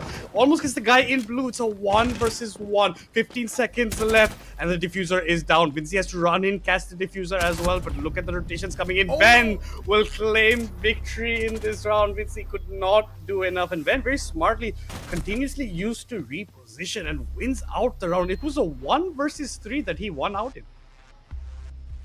A 1v3 for Van, and beautifully done right there to take that victory. I think really WontStopPeeking played that round beautifully all the way to the very end, where just a couple of poor positions gave them away completely. Both players watching that same blue doorway was not really necessary, right? Because they had a little like breach line of sight on the reinforcement. They had the rotate to cover the Finka going for the plant, which yes, you should be doing. But then they also doubled up on it, and then the Finka's head was kind of exposed, to the door of Arsenal at the same time, right? So there was a lot to watch out for there, and they unfortunately seem to either forget about or the positioning of Ven, the Scopos, kind of slipped their minds. And you can't really do that with a player as proactive as Ven, or any of those players for that matter. So Ven gets the first one, and that's fine. And then because the Finca set was exposed from the boxes in Arsenal, she gets taken down. The plant doesn't happen, and Vinci was really left in like between a rock and a hard place situation, right? You either go for the kill and get traded out, or you go for the plant, potentially giving away your position, and then get taken out anyway, right? So there was only so much they could do. So with that said, equalizer coming in 2-2 as we move into round number 5. And this is going to be interesting because it's second floor CCTV, yes, but you don't have access to Thermite or Ace or Maverick, leaving Hibana as the only one who could get that main breach done. And with the Capitao in play, you could potentially do that trick of breaking open garage wall, excuse me, and then going from there. But we'll have to see what WontStopPeeking has in mind. We will, and very smartly so, they've not gone back to gym and bedroom when they failed 2 times in a row, so they're going to choose the other 2 as which is Cash, CCTV, and Garage completely reinforced on the bottom side. Picking's coming in slowly this time. 2 minutes left on the clock and Rust. Now Vince is making his way towards this side. On a shorter note, Wamai very interestingly has thrown that Wamai on the top side of the ceiling just to deny in case any nades come later on to clear out that catwalk for himself. Now slight peeking coming in from Ven. Ven actually getting very zealous for himself. He's trying to get that first pick in right now. First blood definitely on the books. He's trying to catch out and it looks like he has been spotted and that looked to be caught. Oh, maybe a pick coming in for a Shami, but no, could not catch out the opponent just in time. He made it across with just maybe taking a tick of damage. I think there's Desmond sitting out there. On the other hand, Mojo ends up going down to who he's currently locked. He's still not dead. Oh, the timing from Ashabi just as he unscoped. That's when the peak came in, and you can see there's a drone that's actually spotting out where Shami is. So you know the peak's going to definitely come back in. There's a challenge definitely on the horizon. Here comes the pre-fires above the metal battle crate in front of him, but Mojo seems to have been picked up, so he is not down and out for the count. Sparko takes a bit of damage. On the other hand, 1 minute left. How much can they do? This garage door is again contested quite a bit, but for now Desmond is not making his move. He's going to use the Twitch drone to get rid of the Arumi that was on the door. Now maybe makes his way in, but instead Mojo gets the kill onto Sparko. Very interesting how that turn of events came in. He's trying to find foot beneath the table, but instead it's going to be Nipun getting the kill onto him, and Shami gets the kill onto Desmond. It's a 4 versus 1 technical because I am Noob AF is currently down, and he will actually end up going down completely. It's only Vinci left alive. 30 seconds left on the clock. He's still on the first floor. He has to make his way all the way around, but Ashami with a nice shot through the wall gets the kill, and that's going to be the round secured for them. Alright, WontStopPeeking just kind of didn't really show up in that round. Looking at it, now that we of course are in this 3-2 scoreline, with Blitzkrieg now in the lead. Of course, it's not quite as commanding as, you know, the 3-1s that we have seen so far, or even the 4-1s in the previous maps, but it's still a good position to be in, because Clubhouse, at the end of the day, folks, it is a little bit more of a kind of even-Stevens map, right? Attackers and defenders win fairly regularly on this particular compound, place, whatever you want to call it. And at the end of the day, that's kind of what happens when you have a map that's this old, right? Clubhouse is the oldest map in the current rotation of Rainbow Six Siege competitive maps. So, you know, lots of times it's been played, lots of defending and attacking teams have won on it, so it's a fairly well understood map, pretty much like the back of your hand. With that said, that last round, I did like the idea from WontStopPeeking because they did charge up red stairs and caught Sparko by surprise, right? But that was the only kind of inroad they got, because they were just completely shut down after that with almost zero recourse for a trade or whatever. They lost all the bodies within the next 15 to 20 seconds, leaving Vinci once again pretty much stuck between a rock and a hard place, and now they themselves are 2-3 down. They are 2-3 down, and but more importantly, it's Blitzkrieg on the side that they haven't been able to defend at all yet. Now charges are opening up the wall. Unfortunately for the Bandit, he was a bit too late to put down his put down the Bandit charges. The electrical not able to deny the hard breach that was used by the secondary gadget of Mojo off that striker. The wall's been opened up, but not opened up in the way you would like it to. You're still going to have to walk your way into it, basically crouch your way into it at that point. And you haven't even got to the main door as of yet. A couple of fires from the base basement. Desmond and Ven going to be trading HP bars pretty much over there. Desmond slightly coming out on top of it, but now he has to be careful about his next move. The diffuser in the hands of the Thatcher. They haven't made the move to actual site yet. They're still pondering if they want to walk in there, and Mojo is just waiting to see if he can strike at any given moment. A good angle here by Ion Zera holding on to the doorway over there, but as of yet, nothing coming of it. You're going to have to rethink your attack plan if you are WSP right now. They're still worried about entering through CCTV over there. More importantly, so there's a bulletproof camera in front of you, and Desmond actually gets the kill onto Sparko. Desmond was so low and he still managed to get a kill for himself. Now you're also even going to get the bulletproof camera. It's because Desmond walked in, I think, through the garage, through that catwalk as well. So he's made his way into this side. You're putting down Legion charges, but no one's actually going to be coming up the stairs right about now. Vinci takes quite a beating for his upside down repel. Shots fired. Vinci and Desmond are low, but the only body who's actually fallen is Sparko, the Frost. So all things considered, WontStopPeeking are still in a good position here. 65 seconds on the clock. They've got time on their hands. They've got the patience, hopefully, to make this work as well. Of course, we've got the Hibana outside of Jacuzzi wall as usual with her poke holes, kind of poking holes into the defense of BTZ here. Excuse me, but of course, this moment is kind of a calm before the storm.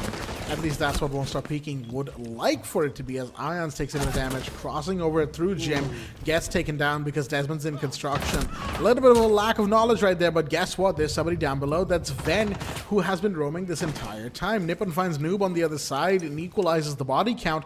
Very much needed here for BTZ, as they are still holding this down pretty well, all things considered. Buccanator falls, but there goes Nippon as well. It's an equalizer with the 15 seconds remaining. They have to get in. The attackers need this to go their way. Grenade is going to do some damage to Ashami, but she gets away in just the nick of time, as we have the Wamai at like 50 health. They don't have diffuser. It's outside. They don't have a way to get in from Jacuzzi wall as well.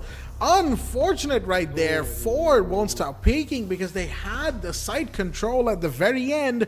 Unfortunately, no breach on Jacuzzi wall meant that the diffuser was stuck outside with no way to get in, allowing BTZ to get the win by timer and put themselves on a 4-2 with quite a bit of momentum on their side.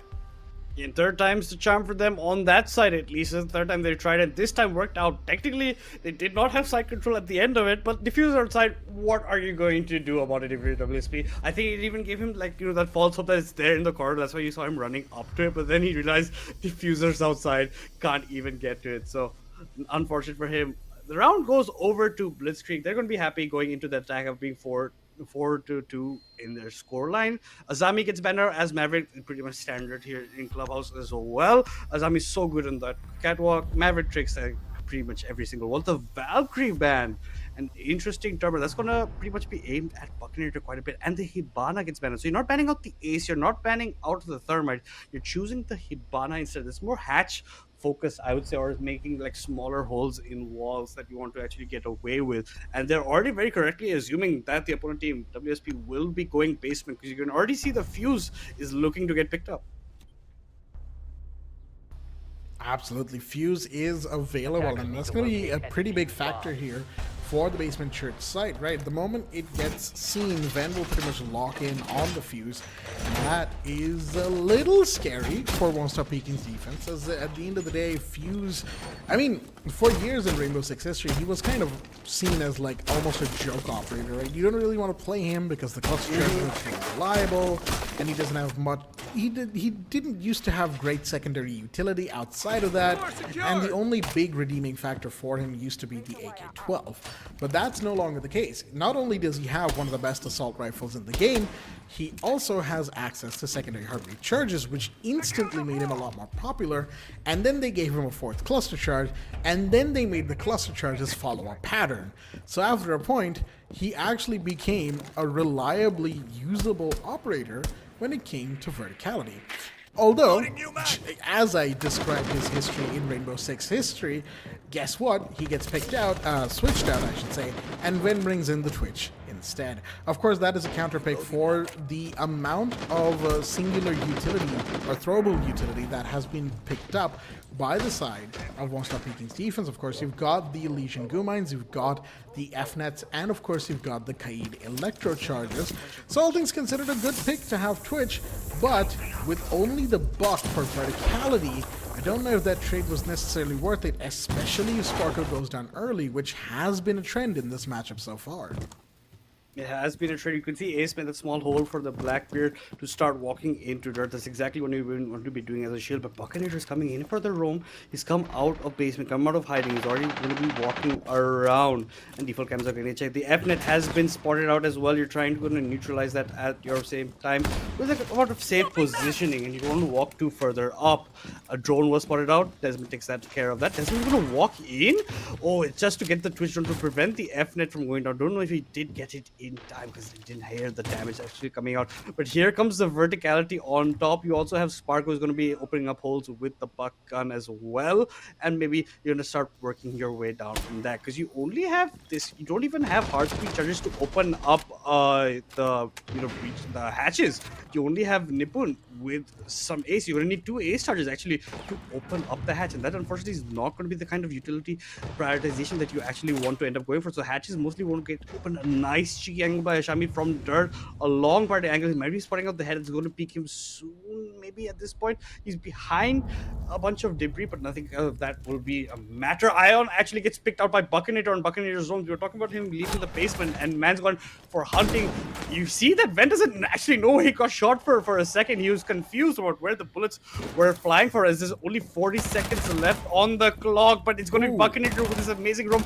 Gonna catch out Sparko, who's not sure if anyone's ahead of him. He was sprinting towards himself. But at the same time, Ben catches on to Vince. He's trying to neutralize the number. It's still 4 versus 3 in favor of WSP. Only 3 attackers left. Make that 2 because Nipun goes down. He's currently knocked down, not out of the count as they wait. Ashami is going to get spotted in tunnel because he walked over Legion charge, and Ben gets the pick onto Mojo. So suddenly, numbers are not looking that good for either the defenders as well. Blackbeard has walked in. Can he actually get the kill charges for himself? Nipun has been picked up, but the plant should be going down. Ben gets another kill on Desmond from above. Nipun almost got the diffuser down. No one's going to be stopping him as of yet. Blackbeard is going to be walking to F nets, and it's not enough. He still gets the kill. Finally, I am Noob AF gets the kill onto Nipun from above. Ben is trying to provide as much cover fire as possible, but Ashami is sitting here with the Blackbeard. He has no qualms whatsoever. His feet get tickled slightly, but he has the upper ground advantage in the hands of Ashami. It's a 2 versus 1. How much can this Fender do? He knows there's a verticality play as well. He maybe has to get that guy first before the Blackbeard. He's walking up to Blackbeard. Blackbeard has to be a bit careful. He gets knocked down. He gets actually completely admitted a double kill. He needs a triple kill if he wants the round, but Ben, very smartly so, is hiding himself. He's only going to show himself when the tick of the diffuser is going to come in. Now is that time. He's going to come in. He sees this off. There's no more time left. It's just a fight right now. Ben comes out on top, and Ben with this verticality will secure the round for his team. Once again, WontStopPeeking. They played a pretty good round overall, only for it to all collapse at the very end. And this time to an even simpler push than it happened a few rounds ago. The last time we saw this happen was in Basement Church in round number 4, where, there was a 1v3 clutch that had to be pulled out. I do believe by Ven once again, right? At least whoever was playing the Scopos in that round. This round as well, we have yet another situation of BTZ pulling out a round that they were in a heavy disadvantage. Excuse me there. In this regard, the 3v5, as they really didn't have much leeway going into sight. All they had was the kitchen hatch and the Blackbeard pushing in with the ace, going in to the actual arsenal room. That's about it. Other than that, they really didn't have much going for them. And even then, Nipun had a goo mine in his shin until he could actually take it out and start planting. So he was really low on health as well. It was scary for that team there. And even then, you just saw WontStopPeeking taking singular fights and pretty much wide peeking everything until suddenly they were in a 3v1. I'm not sure how that ends up happening, but it did, and WontStopPeeking, well, they lost the round because of that. And now we have ourselves a 5-2 with BTZ in a very commanding position, having taken the first round of the second half, which is of course their attacking half, I should say. Blackbeard's back in play, and it's just a case of WontStopPeeking losing steam and losing it fast. Exactly, they've lost steam quite so far. I think it all started from the second map actually towards the ending part. And from that point, I think we've seen a slight downhill trend for the side of WontStopPeeking. But now, again, it's going to be the basement side. Blitzkrieg going to slowly make their way towards side. Again, the Blackbeard is going to come out in the hands of the Shaman. They're going to be looking to open up dirt with the help of Einzir on this striker. Here's going to be the first hard breach. Here's going to be the second hard breach. And you still have the ace to try and open up hatches, otherwise than that, or just open up sides, because that's the only play that you can make. The verticality has to be considered. You have to have roamers coming in from the side of the WSP right now. As of yet, we don't actually see anything on that variety. Already vertical holes have been opened up, maybe actually for the defenders to help defend it. And Ashami again with a cheeky angle dirt this time, gonna pay dividends, gonna get the kill onto Mozer, who's looking to maybe make just a slight pre-fire, and is gonna pay with his life. So Rumi knocked out of the picture, very early first kill coming in from the side of Blitzkrieg. It's a 5 versus 4 right now. Even Vinci's gonna take a slight bit of damage, and they have to always keep aware of this dirt angle right now for the side of WSP. That's one of the places Blackbeard really shines right now in the map of Clubhouse, which is Dirt Tunnel, overlooking the Arsenal boxes really, really far in, and Vinci's going to take even more damage right now. The Kaid has to kind of fall back, and responsibly so. Conserve your life, but I'm not sure if Noob has exactly gotten that memo per se, because we did see a couple of cheeky peeks as Buccanator's going to find Sparko. Wait a minute, Buccanator's on the first floor, coming back around for a late round flank, potentially speaking. Finds Sparko. That's once again Sparko being taken down as the first body for these attackers to be lost. Now, of course, the Legion is going to get kind of aggressed upon here, but Buccanator just chooses, all right, you know what? You guys can come hunt me down all you want. I'm going to be up here in logistics. Don't mind me, as the attackers now have to push site aggressively. So they need to get in here. Sven takes a bit of damage on blue. Someone's playing towards Oil Pit Corridor. Ions finds Buccanator on the other side. Very much need to kill, but 15 seconds remain. They gotta get in here, and they gotta get in here fast. They don't have kitchen hatch, so they've had to come down main stairs, and this is where things are gonna go wrong for them if they don't steady the ship, and they aren't able to. Vinci gets Ven, and there we go. The final bodies just collapse at the tail end of the round, denying kitchen hatch. I think they got Kaid tricked on that hatch as well, which is probably what stopped them, along with Buccanator's roam in the late round. Well played by WontStopPeeking, this time a lot more measured, a lot more evenly thought out, and that helps them bring one round back for themselves. Hopefully one of many, at least that's what they'll be saying. Yeah, it's still a bit of an uphill battle to still climb up at this point, because now we're going to the 2F side. We're going to gym and bedroom. Bit of controversial side compared to what this game has been seeing right now between both these teams. It's a good side to defend depending on how you're going to end up playing it, right? And that's why the Thatcher is going to be coming in for Einzir. They want to make sure the wall gets opened with the help of the ace, because they only have one type of hard breacher. But maybe even a thermite would be good just to open up the wall completely clearly, but they're choosing not to bring that into play as of yet. A lot of shotguns. Everyone's secondary gun seems to be a shotgun on the side of WSP. You make so many more rotations for yourself. It looks like Ashami looks to be making the switch with Ven between their operators right now. They're currently thinking about it. They have 10 more seconds to pretty much assume that. But the Mira, the first map we've seen where the Mira has not get banned, the Mira is going to be in action over here. And that's so good in holding that shower angle for yourself around the jacuzzi wall. Mira in play on the map of Clubhouse. I guess we're gonna be able to see exactly why this operator gets banned so very frequently. Of course, AF has the freedom to put down those black mirrors anywhere they want, and in this case, it's probably going to be one on bathroom window and one, well, bathroom wall facing out into the jacuzzi wall. which is a pretty common spot, and the other one might be in logistics overlooking construction. At least that would be where I have seen a lot of people put those Mira windows. For the time being, with the castle barricades in play, of course, that allows for the breach to stay, well, unbreached for as long as possible, but there is ace in play, so it's not going to be closed for that much longer. Nippon has gone on the way to get CCTV breached, and there you go. Ashami is already in here. A little bit of inroads happening on the map as nobody was really holding this part. You can even see the construction single wall is reinforced here. And a little bit of Kai tricking from Vinci is actually going to be successful, which denies them the breach on construction, at least the exterior. Interior walls are going to be breached, and that's going to allow a deep line of sight from Cash Room all the way to Jim. But the question is, how much is... Oh, the one tap! All right, as Sparko finds Desmond on the other side. That one tap could be heard throughout the map. Shami take a bow for that, but in the meantime, Mocho gets the kill onto Van. It's a 4 versus 3 in favor of Blitzkrieg right now. They even cracked one of the other Black Mirrors that was in Logi, so that can be an effect. And you can already see Ashami jumping in, neutralizes the Frost Mat, and he's laying it below, so no problems for himself. Ashami gets another, this time onto Mojo as well. He's got a double kill. Sparko gets the kill onto Bucket. The sole member alive is going to be the Mirror, going to be I Am Noob AF. As soon as he walks back into the shower, his head is taken clean off his shoulders, and that's going to be, I believe, match point for Blitzkrieg right now. Indeed. Match point, series point, well, all the points for Blitzkrieg here and now as they find themselves 6-3 up. And technically speaking, they have 3 match points to really play around with as well.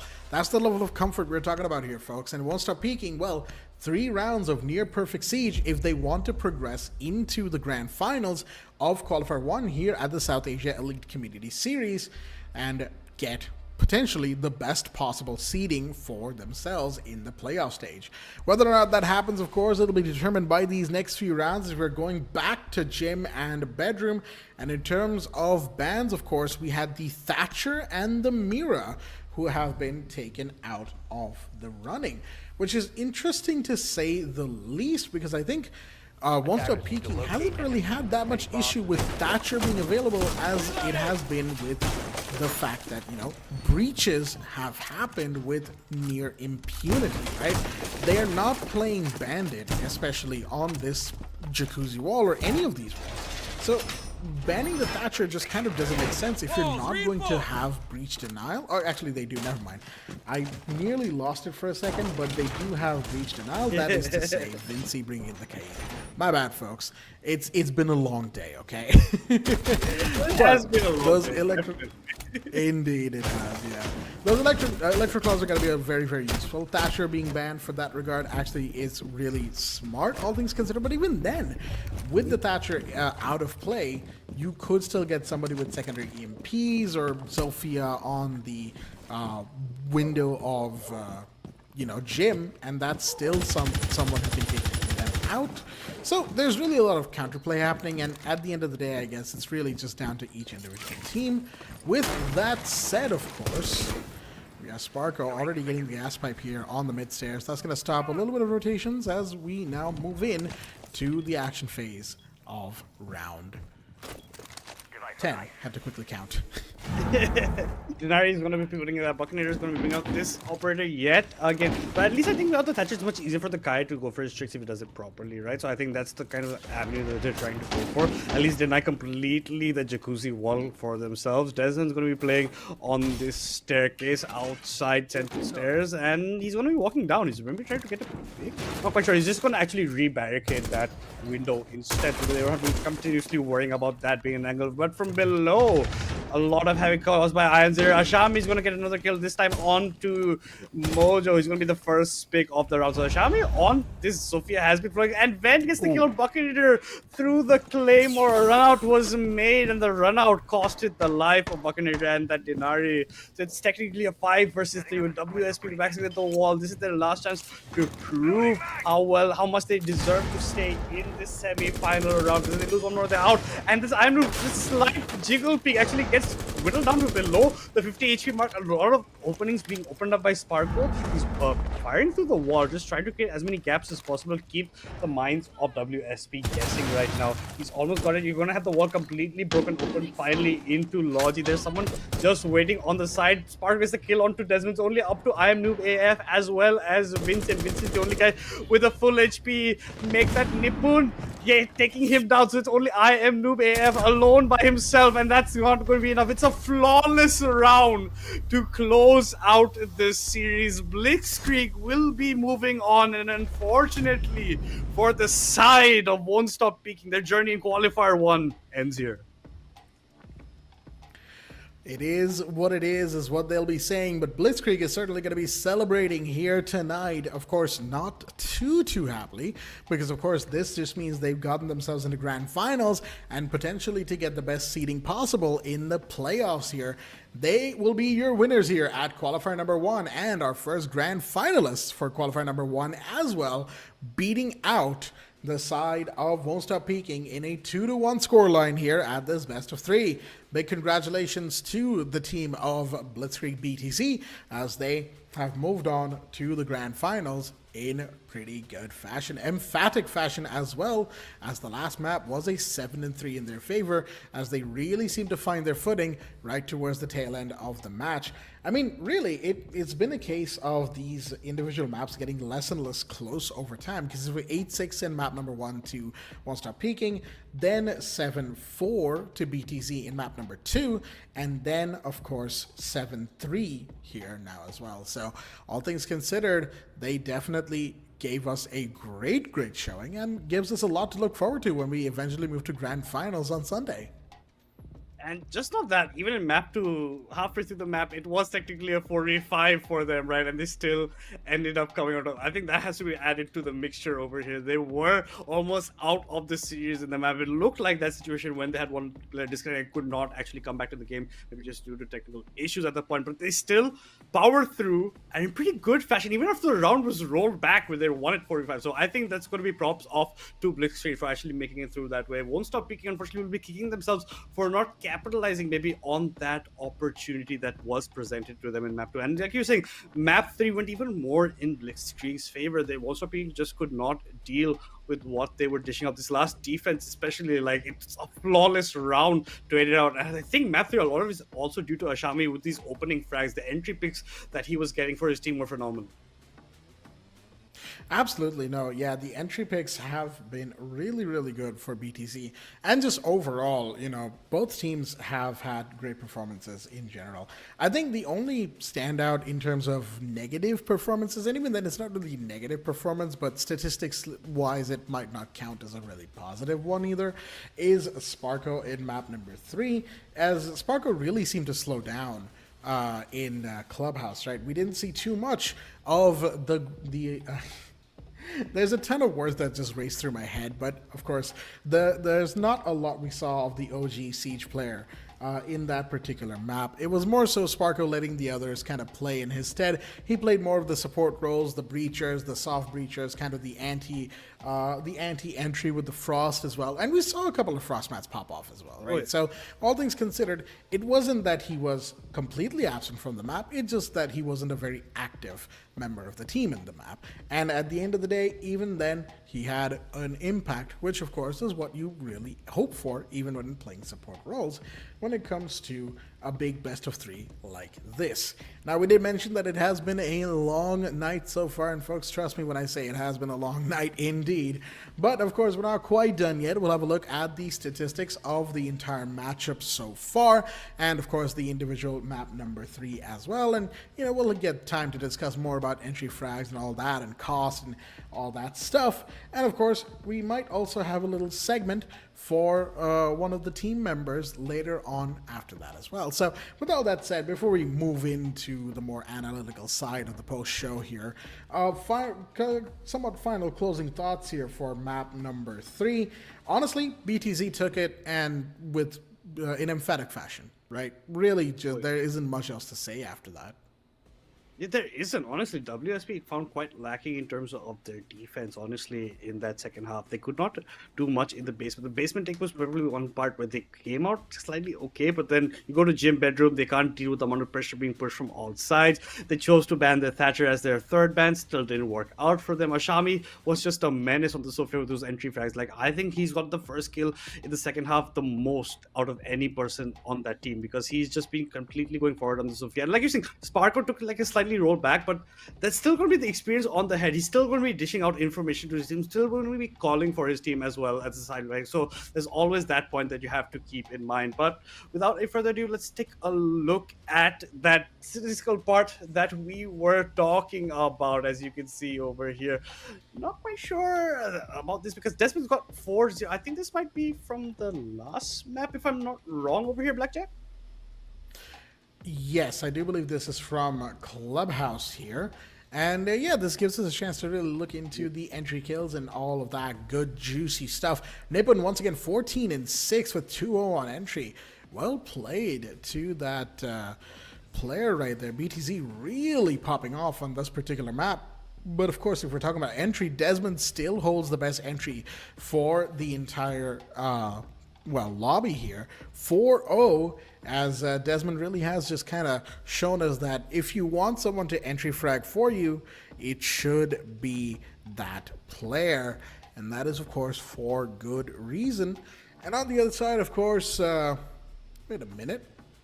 Yeah, that's what I was saying. Feel a little I told you, I told you this is from Consulate, if I'm not wrong. Because I can see Nippon's KD, and then I'm seeing the entry frags, and I saw Ashami has 0 first kills. That made no sense to me. So I think we're gonna get that checked. But other than that, let's just talk a bit of how that game went. Honestly, like, what do you think WSP could have done better in that scenario, Blackjack? Well, if you're talking about map number 3, I think really it was just a case of somewhere along the line, I feel like WontStopPeeking kind of completely gave out, right? Whether or not it was at the end of Consulate or at the beginning of, well, I wouldn't say it was at the beginning of this map. Actually, beginning of Clubhouse, they gave us quite a showing at least. Round number 2 and 3 were theirs, right? They had a lead very temporarily right there until, of course, BTZ started countering, and that's usually around the time where you start counter picking, and that's when, you know, you get deep into, oh, they countered us this way, so we countered them that way, and then they countered us this way, and all that psychological mind games that start happening as you get deeper and deeper into a game of Siege, but that's not what happened, right? Instead, WontStopPeeking, they tried a few different things. It didn't work out, and they just kind of seemed to stagnate very quickly. And the moment we got into the second half, there really wasn't much of a response from them, right? They didn't really give us much to chew on, except for a couple of moments of misplay. For instance, in round number 4, which was on Basement Church, they had... Well, actually, round number 4 Basement Church was one of the more interesting rounds, I would say, because BTZ, they pulled that out really, really well as well. It was one of those situations where we had a collapse from the attack of WontStopPeeking, and then in the second half, round number 7, once again, Basement Church, this one was one that really shouldn't have worked for BTZ the way it did, but then... WontStopPeeking completely fell apart by doubling up on the same kind of line of sight and then giving away the 1v3 to the Scopus, right? Ven, I believe, was playing the Scopus in that regard. So I think a lot of like mistakes like that where they doubled up on the wrong inputs, not wrong inputs, but the wrong areas and trying to do too many things at once in certain situations where they seem to not really have a direction or a plan. It was more so that they were winging it a lot, kind of relying on their fast and loose playstyle. And unfortunately, when you're map 3 deep in a BO3 and the opponent team knows you really well by now, you can't really do that fast and loose style because it only really works a couple of times. And after that, you start actually getting predictable, which I think is what ended up happening. I think so, absolutely concluded. But we're going to look at the overall score of this season. This series did go all 3 games, guys. It went the distance as Black. It's been a long day, but let's take a look at some of these statistics. Ashami, except for maybe that last map, was maybe a bit of a question mark throughout. We have two Ashamis apparently on that score. We're not sure which one is which. But maybe if we look at the other side, ND Cobra did not end up playing map number 3, was subbed out for Mojo, who came in. Didn't have the kind of impact that they were hoping, at least for the side of WSP. But look at the numbers Desmond produced. Like 34 kills in 26 deaths is pretty good. Look at that headshot percentage as well. 84.26 is a crazy number to have, and he's the only one on the side of WSP with a rating above a 1, right? So he's a 1.15. And at the end of the day, I think you have to give it to Nipun, kind of like the MVP with that rating with a 1.17. He's going to be on top of the book, but unfortunately, the headshot ratio not looking as good as that Blackjack. But at the end of the day, I think Nipun completely flourished, especially from map 2 onwards. Absolutely. Nippon definitely gives a lot of good stuff there for the team for the entire matchup, all things considered. And definitely Map 2 Consulate was, I would say, one of Nippon's best showings, right?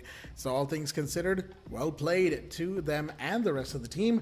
And of course, BTC once again, congratulations to them for making it to the grand finals of the first qualifiers here and now for, of course, the South Asian Elite Community Series here at Fragnation in partnership with Ubisoft. But of course, folks, that's not the be-all end-all of what we have for all of you tonight, as of course I do believe we have a little segment coming up soon with one of the players from, and if I have my data correct here, should be WontStopPeeking, kind of getting a chance to ask them, you know, maybe what their thought process was going into this and maybe what they think could be improved, all that good stuff. You know how an interview goes, right, at the post-match segment, as it were.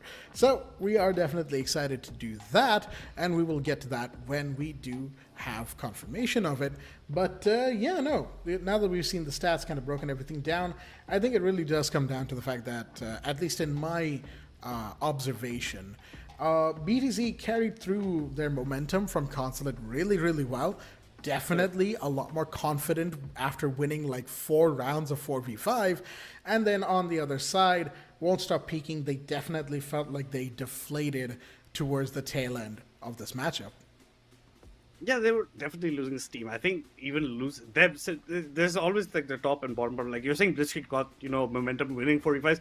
If you're losing a 5v4, that's also going to be adding a bit of detriment, right? You're going to honestly deflate after that. I would, as any player, would kind of slightly tilt in that kind of scenario. So definitely that should also be playing the minds heading into that map number 3. And unfortunately for them, it won't. It's the end of the journey in Qualifier 1 for the side of WontStopPeeking, but it's not the end of the journey in South Asia Elite Community Series, because they have qualified for their players. Technically, any matches you will be seeing, any teams you will be seeing have qualified. It's about seeding what these teams are fighting for. At least for them, they won't get that higher seeding, but they still have that chance in the playoffs to make their run, make the improvements that they require after seeing at least today's game. And I don't think Clubhouse is going to be that much of a decider map later on for them. And maybe Consulate pick has to be thought about in a different way, because I think when the Shields were introducing Consulate, they did not honestly understand how to deal with it or against it.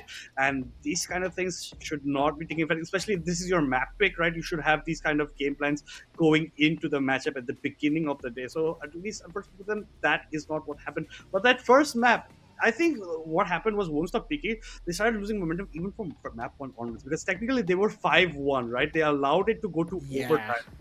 And I think that also plays a lot on pressure, because you're playing 3 series, right, back to back. Even though there's gaps in between, Rainbow Six takes a lot of toll on you, technically mechanical wise, as well as thinking about the opportunities and where the game is going, right? So I think if they close out game or map number 1 in a faster fashion, it could have been a different scenario. Maybe they used the Aurora strat earlier on instead of maybe trying to look to save strats. It could have maybe a different kind of scenario actually by the time we hit map 3. Yeah, no, absolutely. I do agree on the fact that map number 1 should have been a lot more clean from WontStopPeeking, especially with the way that they started out, right? They were, I'm looking at, of course, the notes that I have here, 5-2, if I do recall correctly. Yeah, they were 4-1 up in the first half, and then it became 4-2, and then 5-2, and you get the point, right? So they had map point pretty early, And it was, or at least should have been, a case of them getting the win, or at least cleaning up house, say around 7-4, 7-5. But like you said, they ended up allowing it to go to overtime because either they wanted to save strats or they didn't want to play Raora, whatever it was. Whatever happened, well, it happened, and the rest is, as they say, history. But of course, after that, it was BTZ's game from there on out. 7-4, 7-3 in 2 maps back-to-back, pretty much doing a reverse sweep. But with that said, folks, we're going to be going into a little bit of an interview segment here with I'm Noob AF from the side of WontStopPeeking. Hello, how are you doing? Hello guys. Good. I mean, I'm sad. So is the team. We did not perform well today. What we're generally known for. We did not do the basics. A bit of communication gap and stuff. You know how it goes. But yeah. I mean, we need more practice clearly, and I think we'll perform, like we'll practice, and we're looking for the upcoming matches, and we'll deliver. As you know, WSP is known to perform. We will be there. Just a bad day for our team. Yeah, people do end up having those kind of bad days, and you did honestly have performed time and time again. Maybe just today was not your day, right? And you're not Yeah. out here. You have more matches up ahead technically when you hit the playoff mark, right? So that's what you have to look for. That's what you have to practice for. So, talk to me a bit how the semifinal actually went for you. Like, where do you felt off today in today's series? I think, as I mentioned, the communication was. I mean, we were giving comms, but I think as all of us, the 5 of us, should work like a well-oiled machine, right? You know, everything should go in sync. I think we lacked somehow, and I think that was the only point because all of us are known to be good fraggers. We do know our roles. Who's supposed to anchor? Who's supposed to give calls? Who's supposed to entry? All of that. Just that it just did not work out in our favor, and our opponents they did perform well. They did have good picks on us. They did counter our strats. I would say, just another day in Siege tournament. You know, sometimes we do lose, and that is what happened today. Yeah, it does kind of tend to be that way sometimes. Totally understand there. But of course, looking ahead, since Madness mentioned that this is not the end for your run here at the, Yes. At the Elite Series, looking ahead, what would you say your game plan is for playoffs and, kind of further ahead, getting into a little ideal territory here? Say you make it to the APAC Cup Asia qualifier. What would be your kind of motivating factors and your game plan for that? Rather, I shouldn't be saying this. I mean, I'm not glad that we lost, but I think it was a good sort of a lesson, sort of a reality check, that, I mean, we do need to practice. We cannot just, let it go and be like, we'll do it at the end, we'll do it when the match comes. So that is something that hit us, and, we will focus more on practicing, getting clear who's going to play what, focusing on, and maybe even getting a few new strats in, because just doing the basics won't help us always.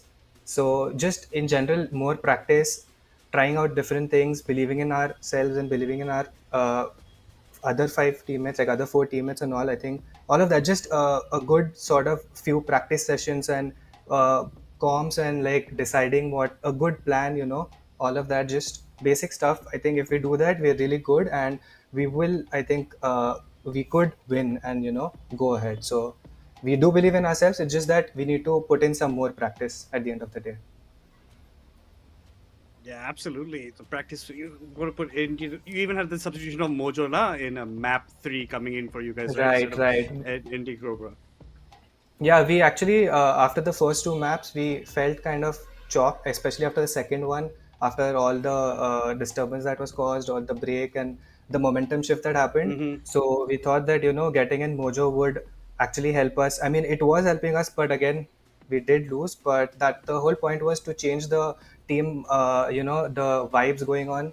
Getting a new player, a fresh player, is gonna keep the morale high. So, and like giving it a new look. So we tried to do that, but it did not succeed this time. Yeah, and like right now, Ubisoft is showing love to the community, right? Like, what are your thoughts about how much it's helping the region right now? Because Ubisoft is now putting a more supportive community kind of roles. They're taking initiatives to help it grow. So, what are like your thoughts about this kind of process? I'm actually really glad because this region, our South Asia region, does not really get the limelight, as compared to other regions. And Ubisoft doing this is really good because there are really good players in this region, and them watching all of these competitions, witnessing all of this will give them a bit of motivations. Maybe there are going to be like more new teams trying to get in, registering themselves. So I think this is a really good move by them to encourage other players who might have not believed that there's ever going to be a tournament for them. So look, I feel that this will help them, and I would want other new good players rather to take a stand, make a team, maybe participate. You never know, you could just really go pro and stuff. So that's a really good positive move by Ubisoft. Absolutely. I think kind of bouncing off of that question, we did talk about Ubisoft's involvement in our South Asian scene, and we've seen it kind of over the course of the last 5 years grow from what it used to be to what it is now. But, Right. compared to where we used to be in terms of local tournaments as well, the South Asia Elite Community Series is definitely kind of a step up from some of the stuff we've had before. So, what would be your perspective of, say, this specific tournament and the opportunities it's given to teams to play in these qualifiers and from there? I mean, see, considering my own thing, I am really new. This like a few matches, you could say this like sort of a debut series for me. And just apart from like playing on a pro level rather than just playing rank and all, this is again it's a really beautiful opportunity for us, because all the good rank players, what we can do in this region is we just watch all the pro league matches and all, and that is the only way we are connected to them. And in this case we are getting an opportunity to maybe build a team, practice more, and you have a chance to go really pro, T3, T2, T1, all of that. So this is like a connecting bridge, I would say. So it is a really good series, and I'm really glad, again, as I said, that Ubisoft is putting in and trying to host such events for this region. Absolutely. So once again, thank you for I am Noob for joining us here for this post-match interview segment. And of course, hats off to your team. You've made it really far. And of course, this is not the end. And we'll be seeing you once again during the playoff segment. So you've got time to really practice, gel with the team, and grow from here. It's always going up as it is. So with that said, folks, I do believe we're going to be wrapping up here for tonight's stream as well. Once again, big thank you to I'm Noob for joining us. Big thank you to WontStopPeeking for coming in and giving us a great game to commentate over. And of course, big thanks and shout outs to Blitzkrieg for pushing into the grand finals. With that said, I've been your host, Blackjack. Joining me has been Madness, and of course, everyone in the production side doing their best to keep this as tight and concise as possible. And with that, we'll be signing off for tonight, but we'll be back tomorrow with second semifinal for Qualifier 1. Until then, stay tuned and good night.